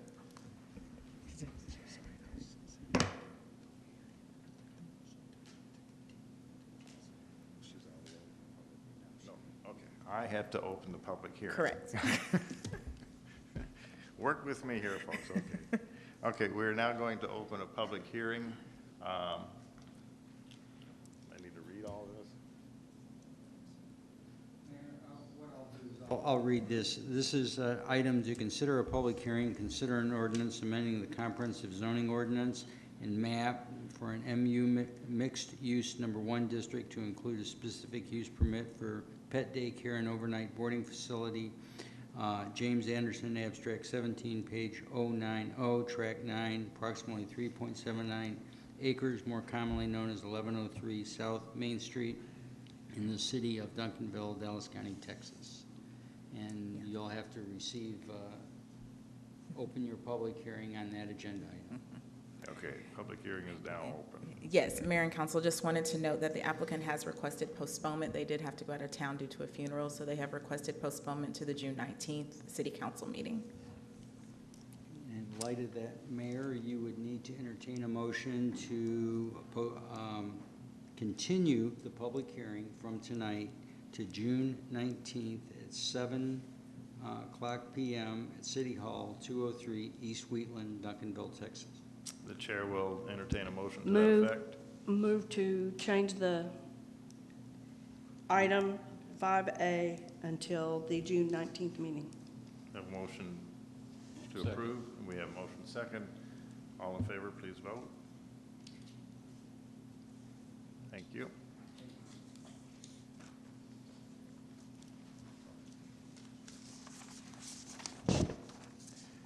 Okay, item 5B. Consider an ordinance amending the Code of Ordinances by amending Chapter 19, Traffic, Article 4, Traffic Control Devices and regulations applicable to the traffic control devices within the city of Duncanville, and Article 6, Stopping, Standing, and Parking, to establish standards for the authority of the traffic engineer to prohibit parking on narrow streets within the city of Duncanville. Good evening, Mayor and Council. Again, this is traffic ordinance updates. The applicable guidance for this is just to, again, be a best practices organization. Tonight, what we're looking at is what I would just call some housekeeping to update and modernize our traffic ordinance to the latest language based on guidance from the city attorney. We'll be looking at, again, 2 areas. One was the traffic control devices, and then one had to do with the stopping, standing, and parking. So again, just looking at the background for the traffic control devices, this hasn't been updated since 1995, which again is why the city attorney examined that part of our ordinance and recommended the updates. Again, it just has more concise language, and just again to modernize it. And then again with stopping, standing, parking, this actually was the part of the ordinance that we were talking about in previous conversations regarding my authority as the traffic engineer in this case to close portions of or size of roads based on width. As we again looked at it and talked with the city attorney, the authority as given currently in the ordinance is very broad, and the intent is to actually incorporate some more language to constrain my authority to actually based on public safety. And again, our recommendation to staff is to amend or approve the amendments to the ordinance, again, to modernize the ordinance based on guidance from the city attorney, as well as to update the ordinance regarding the parking provisions, or no parking provisions, again, to constrain the authority of the traffic engineer to only certain circumstances, again, for basically public safety. And any questions? Councilwoman Jamison. You the traffic engineer? In my role as the Public Works Director, I am the city's traffic engineer. With that said, we do have a specialist consultant who specializes in traffic that we use, especially when it has to do with signal timing and doing those evaluations. And then as we talked about a little bit in the briefing session, when we make decisions on the applicability of future signals, that would be someone that we would talk to make sure the warrants are in place to, again, justify something like that. And so if we have a citizen that has an issue, we send them to you Well, as the traffic engineer? if it's traffic related or otherwise public works related, then yes, ma'am. Good. Okay. Thank you. I didn't know who we were using as a traffic engineer. It's nice to know. So if you want the signal lights, if you have an issue, this is the man, our new traffic engineer. Yes, ma'am. Councilmember Schwartz. I noticed in the ordinance, well, let me ask you, who is the city engineer? I'm also the city engineer as well. I just wanted to clarify that, because in the ordinance, it says the city engineer is the traffic engineer. That's correct. Yes, and that is you. I carry many hats, all with the engineer at the end. I know well.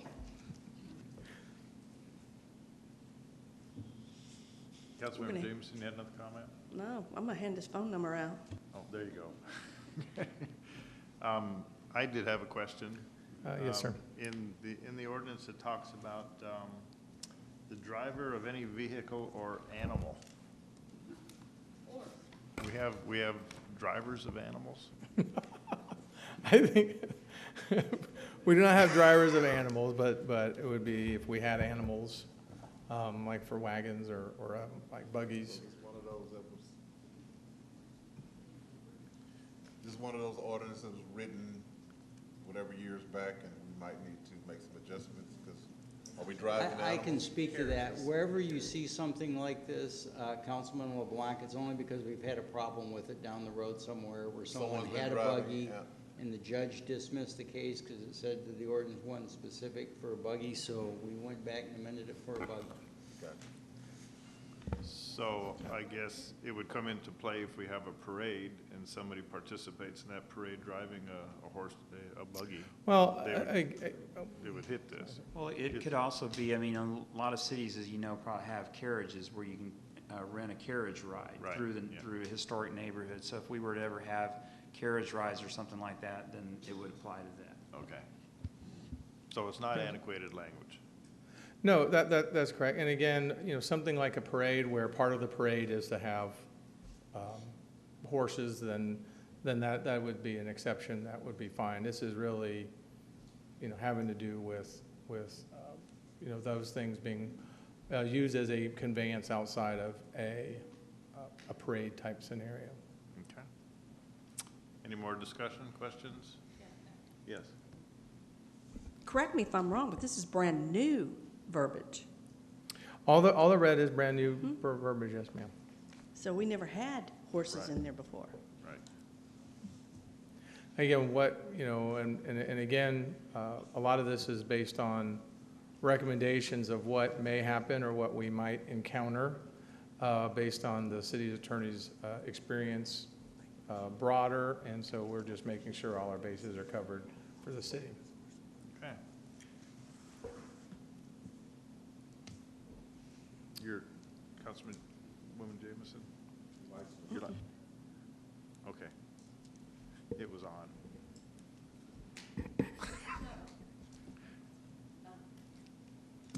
I'm just trying to see what's going on. Okay. Seeing how there's no more discussion, the chair will entertain a motion. Make a motion to approve. Second. You have a motion to approve and a motion seconded. Please vote. Thank you very much.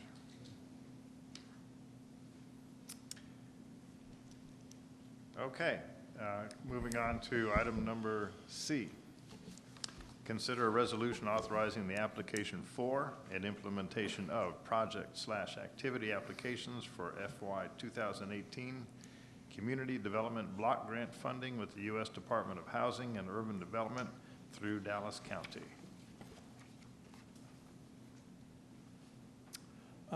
Good evening, Mayor and Council. Again, this is to talk about the CDBG. I know we talked a little about it at the briefing session, but again, just to bring the brief to light and again for the clarity of the public as well. Again, the applicable guidance in this particular case is our 2 council capstones, the high quality neighborhoods and parks, as well as, again, a best practices organization. And then as well as maximizing our resources and credible organizational image, embodying professionalism, compassion, inclusivity, and pride, own our customers' experience and exceed their expectations. Again, these are tied to the work plan items that you see up there with CIP, ADA sidewalks, as well as code enforcement. So a little bit of the background, we have been participating in the CDBG program since 2001. Up until that point, we got our funding annually, but in 2015, they made a decision to do this program biannually so that we would have a little bit more money available to do some more significant projects. In the past, what we've done is take approximately half the funds available to fund 2 years of a code enforcement officer dedicated to the CDBG zones within our city. And again, this year, we received $236,000, and which was identified on the 7th, which again brings us to today. I do want to highlight, I believe one of your handouts that was handed out in the briefing session pertains to this, and it does have some blow-ups of some of the areas that we will be talking about in those slides. The guidelines for the CDBG area is that it must be in the CDBG, or projects must be in CDBG areas as defined by areas with 51% or more of the population is identified as low to moderate income, low mod. And again, the emphasis on this is to add some enhancement to address the blight or a community-threatening condition, or again, it's just the benefit of those particular areas. The past 5 years, as you can see, we've always funded a code enforcement officer, and the projects that have been nominated in the past dealt with wastewater improvements, ADA sidewalks, and then pavement improvements in certain areas over time. What I want to, again, point up tonight are the 2 options that staff is presenting to council for consideration. On this particular map, I'm highlighting not only the location of the CDBG areas, but as well as the location of the two proposed projects that we are nominating for your consideration. Again, option 1 is in the south, which is pipe bursting or wastewater improvement. Option 2 is up north, which is focused on sidewalks and ADA accessibility. So again, for option 1, the water improvements, this was a $149,000 project focused on Meadowcrest Lane. And then option number 2 was a series of sidewalk repairs and ADA ramp construction in Fair Meadows North for a cost of $184,000. And then just in summary, here's the project options as based on staff recommendations. So we started with 236 in available funding.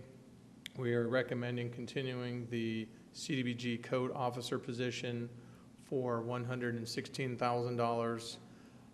The remaining funding of $120,000 we recommend either applying towards the wastewater improvements in the south or the sidewalk improvements up in the north of the city. As you note to the side, there are shortfalls in them where the city would cover the difference. In case of option 1, the $28,000 addition would be just covered out of the CIP as part of the greater pipe bursting program that we have planned this year. Regarding the sidewalk repairs in the Fair Meadows North, we're recommending covering the shortfall using our transportation improvements fund money, which is part of the red light, or what we call commonly the red light fund. We had a bunch this year, but we would push some of the money to FY19 to cover this job, and again, we would get the grant money as well. The timeline is, as talked about, back on the 7th is when we got our money. On the 5th is we're bringing it to you tonight to present you with the options. Based on your input, we have provided you with the two choices of applications for either project, or the code project, as well as either the sidewalk project or the pipe bursting project are presented with you tonight. Following your selection, we would then turn in the application to the CDBG program manager at the county. That is due on the 8th. You'll notice the two Dallas County hearings, which again, it'd be the opportunity for the public in general to comment on CDBG programs throughout the county. And then subject to your questions. Any questions? Any discussion? Okay. Councilwoman Jameson. Yes, I was just going to say, No. move to approve with option 2. We have a motion to approve option 2. I'll second it. And seconded. Any further discussion? Seeing none, please vote. Okay, thank you very much. Moving on to item number D. Consider resolution authorizing purchase number 18-093 of cab and chassis trucks, a sedan, cargo van, and light-duty trucks from Silsby Ford Incorporated through the State of Texas T-Pass Cooperative Purchase Contracts number 071-A1 and 072-A1 in the expenditure amount of $251,463. Okay, again, good evening. The applicable guidance, again, for this fleet vehicle purchase are just tied again to the council capstones you see here. High-quality neighborhoods and parks, again, having good vehicles that can respond and service those areas, and then as well as a best practices organization. Again, the staff request is your approval of the Silsby purchase through the state of Texas co-op agreement.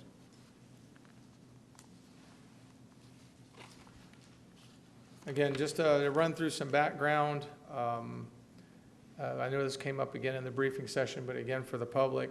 So every year we allocate funds towards what I would call a revolving fund. I'm sure Richard would have a different term, but we have a revolving fund or a fund available, and that's how we replace all of our vehicles and a lot of our larger pieces of equipment. And then every year, the certain vehicles are set aside or identified for replacement in that particular year. In this particular case, as pertains to this particular contract, there were 7 vehicles that were designated for replacement, and the budgeted amount for these particular 7 vehicles was $246,000 or $245,871. We did the cost, however, when we went and looked at it, came to $251,000. So as we look at the entire vehicle replacement program for FY18, we do have cost savings, which we will talk about. But in this particular purchase, the amount of money designated for these 7 vehicles was exceeded, or there was a shortfall between what we set aside for these particular 7 vehicles versus the cost of these particular 7 vehicles. And hence why this is brought to you tonight for individual consideration. Again, these proposed vehicles are available through Silsbee Ford, which is the state of Texas cooperative purchase agreement. The fleet manager went and looked and told me that this is the best prices he saw within the state using existing procurement agreements that are already in place. And again, this authorization is in accordance with the local government code.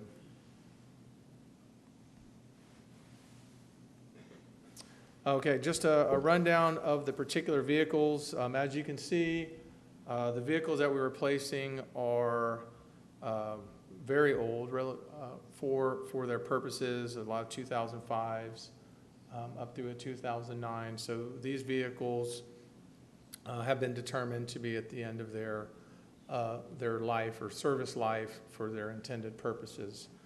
I do want to highlight that the way the fleet manager looks at these particular vehicles is that when we buy the vehicles, we assume a particular longevity for that particular vehicle.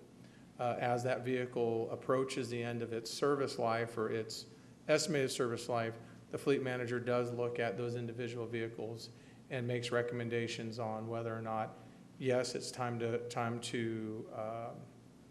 replace it, or we think we can get another year out of this particular vehicle.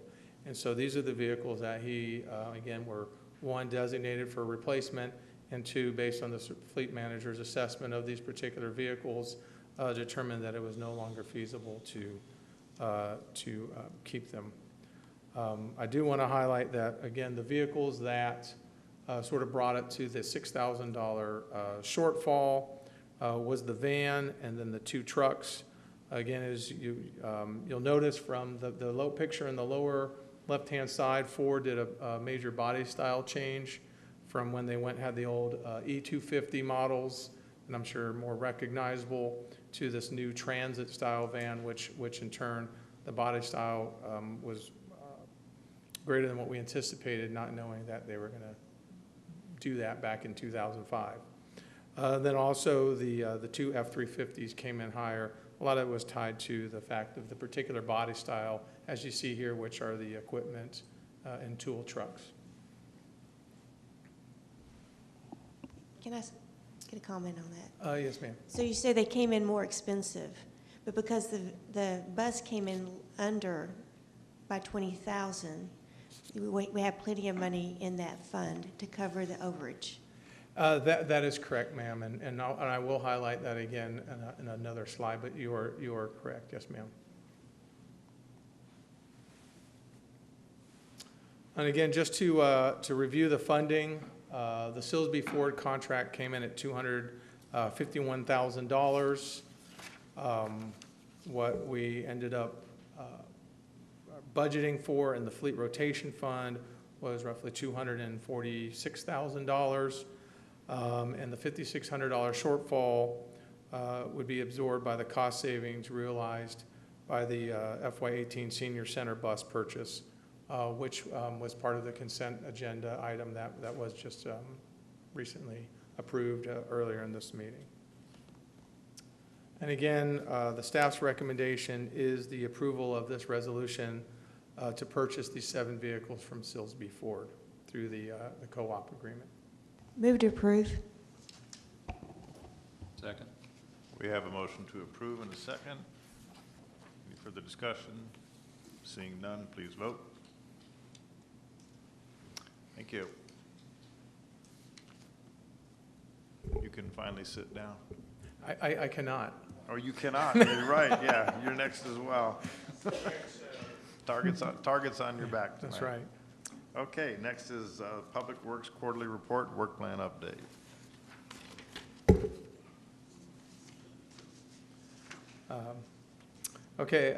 Again, good evening. We'll start off with the personnel for the city. I know there's 1 or 2 quarters back, we were looking fairly healthy in a lot of our filling our slots. As you notice here, we do have some some vacancies that have opened up this past quarter. We lost one of our code officers back in at the very end of April, so we're back down to 3 at this time. But we are in the interview process to replace to fill that position. We are in the actual second round of candidates to identify that position. We lost our construction inspector last week, or 2 weeks ago. We put in his notice. This job announcement was posted on the street on Friday the 1st. So we're still in the collecting applications. In this particular case, our building inspector, Jim Schlachter, is going to be dual-hatted and help us with the construction inspection responsibilities that were vacated in the meantime. And then we're going to use Bureau Veritas to help cover some of the more building inspection operations until we fill this position. Just a long-term thing between streets and water, wastewater is, again, continuing vacancies in those 2 departments. We are constantly working with HR to fill those particular positions. But we do continually experience attrition in those 2 departments. And then the shop supervisor, this is out of the Fleet Equipment Services shop. That vacancy, we have a candidate identified, and we're just working through the particulars of the job offer. Yes, ma'am. Any indication of why they left? Is there a trend? Yes, ma'am. The recurring trend is frankly, they report that they can go to larger cities and get paid more money. That's the bottom line, according to the folks that are leaving.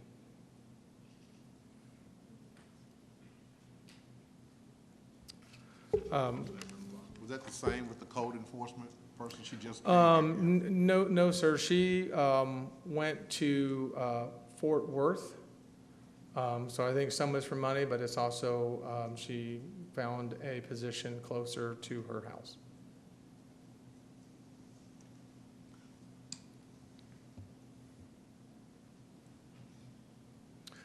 Moving on to the recent accomplishments, again, what I want to highlight is the concrete construction crew. This was, again, the crew that was newly authorized at the beginning of FY18.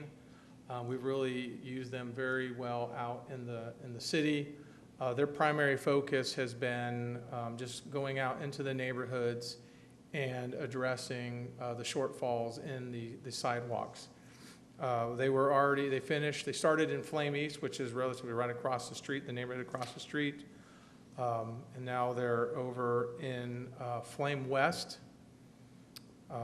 And then the highlight, though, is that we do recognize a significant savings between using our in-house workforce versus contractor for this work. So we've been tracking the numbers, and what we're finding is that we're 25% lower on the sidewalk straightaways, and we are 15% lower when compared to a contractor on the ramp construction. They've also took a break from the sidewalk to do some work there in support of the field house as well. Just as a highlight, again, this is all the completed sidewalks that we accomplished in Flame East. And then this is where we are focusing on, which is, again, Flame West.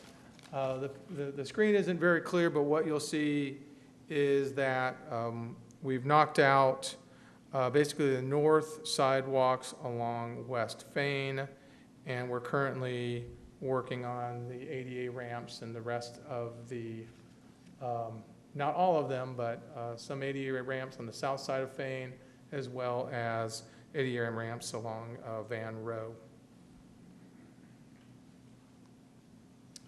Another recent accomplishment. Director Amy, if I can interrupt I'm just sorry, a moment. yes, On sir. behalf of the entire council, we want to commend you for demonstration of taking good care of, good stewardship of our citizens' money by saving money by using our own personnel rather than contracting out for the construction for that concrete work. Thank you. Thank you, sir.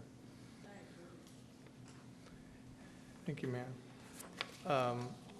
The next recent accomplishment had to do with the non-visual pedestrian push buttons.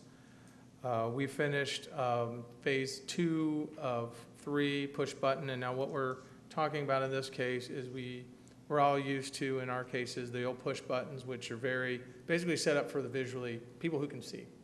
The new ones have an audible portion as well, so I'm sure you've probably seen a lot of those that walk, wait, and then they click to help sort of find the other side of the street.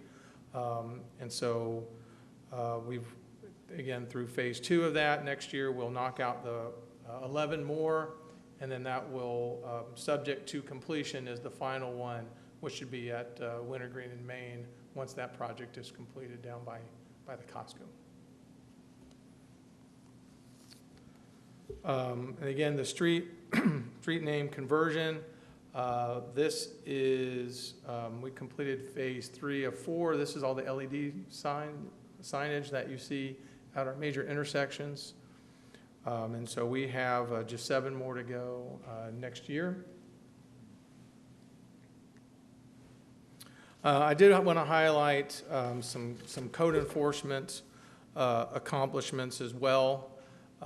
Again, when I first got here, we were basically running at about 50% on code. We did ramp up to 4, and we were operating at 100% for several months until the departure of Renata. But again, those folks, and I'm sure, or I hope that you've been able to see results in your areas. I know when we look at all our trackers, and that you'll probably see on the, when we send the monthly code report out with one of your weeklies, that you'll see that we're out in the neighborhoods issuing notices of violation and getting compliance. But here's some of the bigger issues. Again, as the city manager brought up in the briefing session, typically our normal configuration is 3 code officers, one that works the east, one that works the west, one that works CDBG, and then we have one senior code officer who really handles a lot of our, we'll call them our special cases, the ones that are very complicated and involved and usually take a long time. And so what we have here, just 3 instances over the last quarter from the code. The first one was a commercial property on Oriole. In this particular case, what we found was this particular commercial building complex had a lot of code violations, fire violations, certificate of occupancy, inconsistencies. And so we went in and identified all of those deficiencies and brought in the property owner and informed him of his, all the deficiencies. And we're currently working with the property owner and his attorney to get compliance. And again, this is one where we bring in the attorney because he wanted to bring in his attorney. But again, we're bringing that into compliance. The main focus right now is just addressing the code, certificate of occupancy inconsistencies, getting an actual floor plan that is reflective of the current occupancy, and then addressing some cars that are not supposed to be parked there as part of one of the businesses there. But again, this was one where we're bringing this particular property into compliance. The second one, as you know, we've been dealing with Shambyville for quite some time. We finally reached the end of that particular process, where we were able to get the substandard process all the way through our municipal judge, who did declare it, upheld the declaration of substandard and cleared it for demolition by the city, which we are working through the scope and waiting on the new, as we talked about, the new procurement manager to execute that demolition. That particular property has been a big problem, a attractive nuisance. We've had fires, we've had a lot of break-ins in that facility. And again, this is another, just an illustration of just keeping the process, keeping an eye on the ball, and just taking it through the end.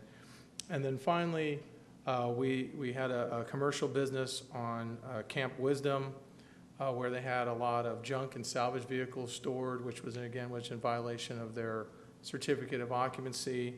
The business owner is now in compliance. I did want to bring some pictures in. So again, on the pictures on the left show just a sampling of what the code officers encountered when we started this particular case. And as you can see from the pictures on the right, all those vehicles have been removed, and the business owner has actually maintained his certificate of occupancy. That was one of the issues. We were going to pull a certificate. Just a summary of the work plan status. We have 15 work plan items that are in progress. 5 work plan have been completed. The only one that, the 2 that you haven't seen here, one was the project prioritization system, which is basically our way of developing a checklist or a scorecard to help us with prioritization of our CIP projects.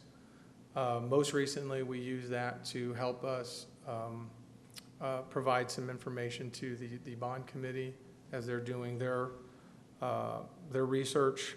And then the other, we talked about the concrete crew, the pedestrian buttons, and the street sign conversion. But again, this one was just a carryover from the last quarter. But again, we finished the Redbird Lane, Duncanville Road signal. That was at the beginning of the year.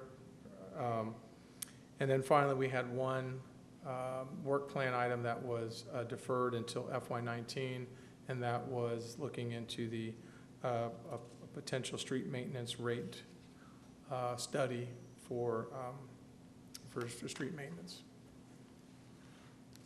Just going to the performance indicators.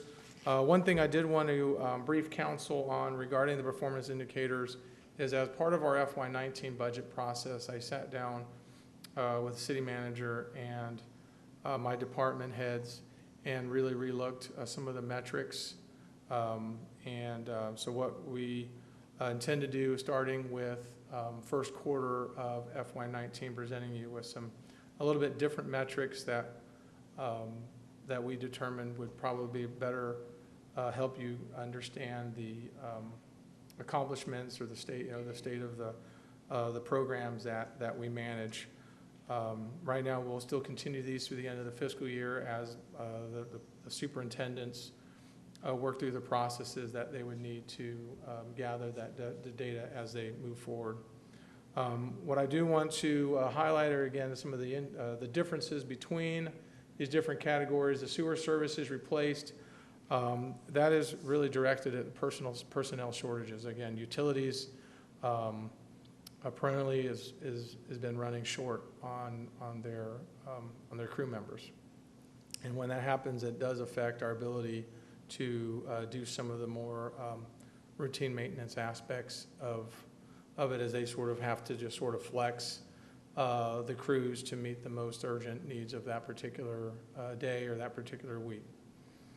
Down at the bottom, again, as reported by our street superintendent, this was tied mainly for the drainage head walls and the inlets.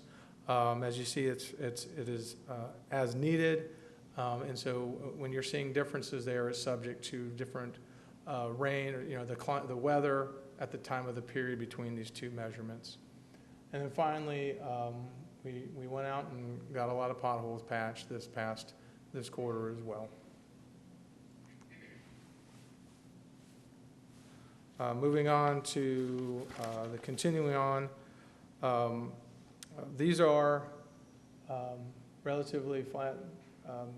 The main one I just want to highlight again is the code enforcement. Just to highlight again, the code enforcements are out in the city.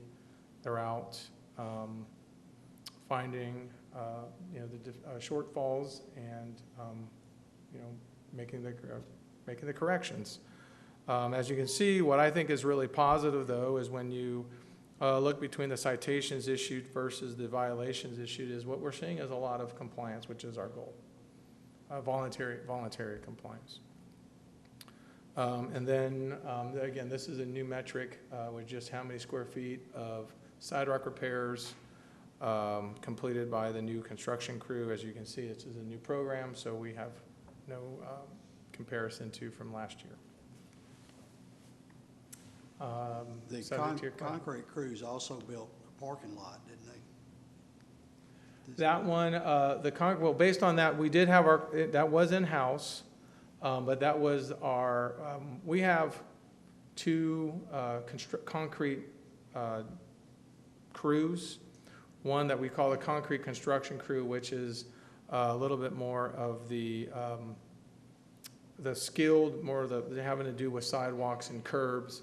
Our other concrete crew is more of a concrete pavement crew, so they're the ones that focus mainly out in the roads, and that was who did a lot of the parking lot was the concrete crew.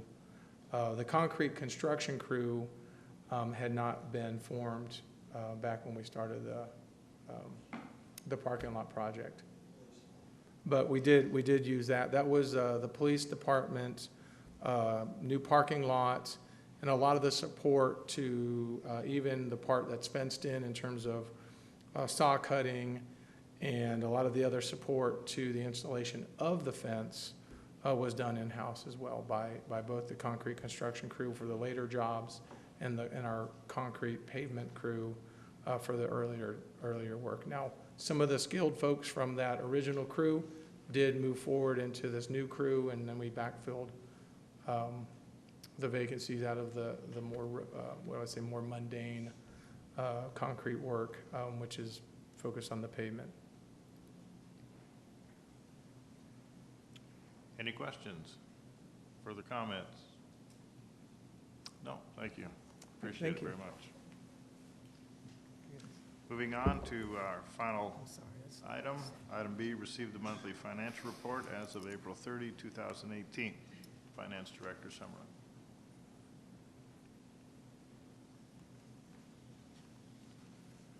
Thank you, Mayor and Council. This is financial report is at the end of April, so we expect our revenues and expenditures to be at approximately 58% of our budget, just as a benchmark. We look at our general fund, unreserved fund balance, and it's at about $14 million, 174 days of operations, and it's about $8.2 million in excess of the benchmark. Again, I remind everybody that our property tax payments come in during the months of November, December, January, and then our revenue collection is very much lighter throughout the remainder of the year. And so if you look at the second bullet, the property tax payments are at 99% of the budget because we've pretty much collected all of those property taxes. And so during the remainder of the year, we'll be spending that money down as we incur our expenditures. Sales tax revenues running about 5% higher than the same time last year. And that reflects 5 months of revenue because we're always 2 months in arrears getting our money from the state.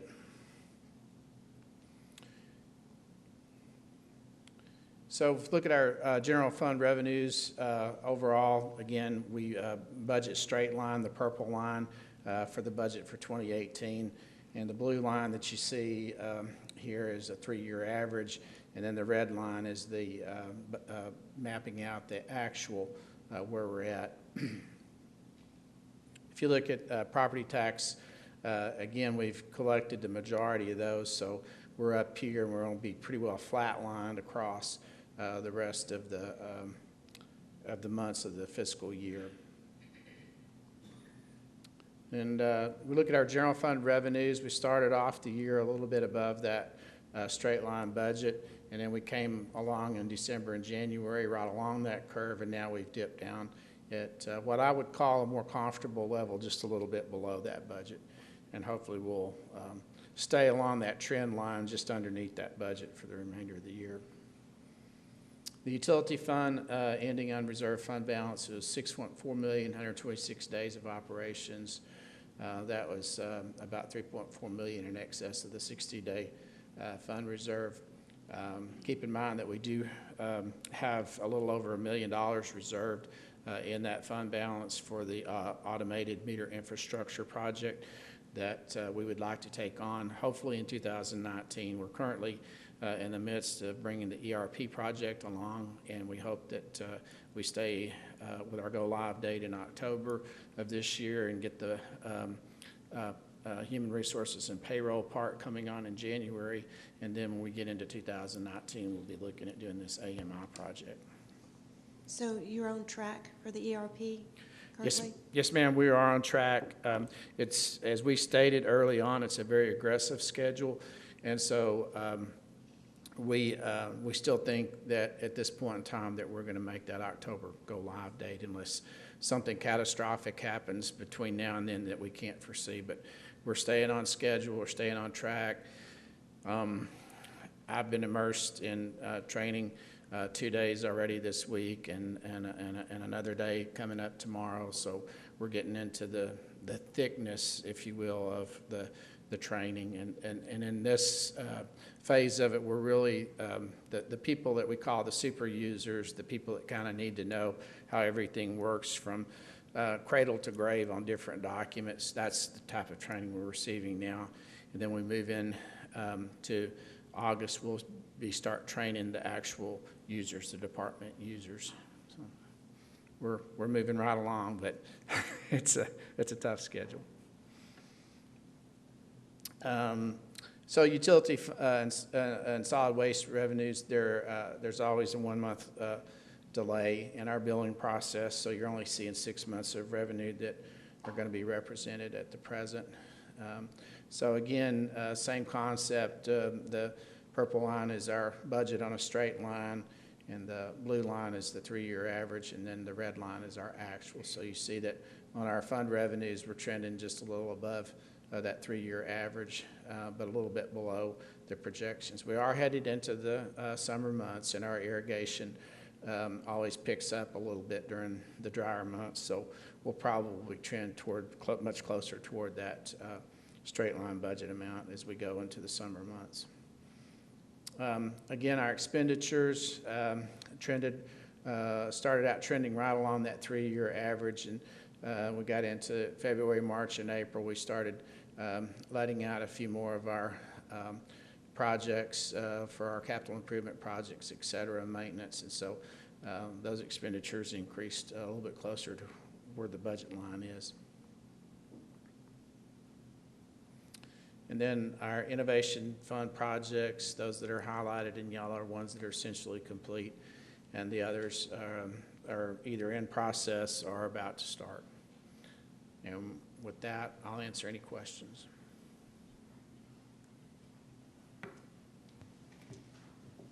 Any questions, comments? Seeing none, thank you. With that, we have adjourned our business, and I declare the City Council meeting for January 5th, 2018 hereby adjourned at 8:25 p.m. Thank you.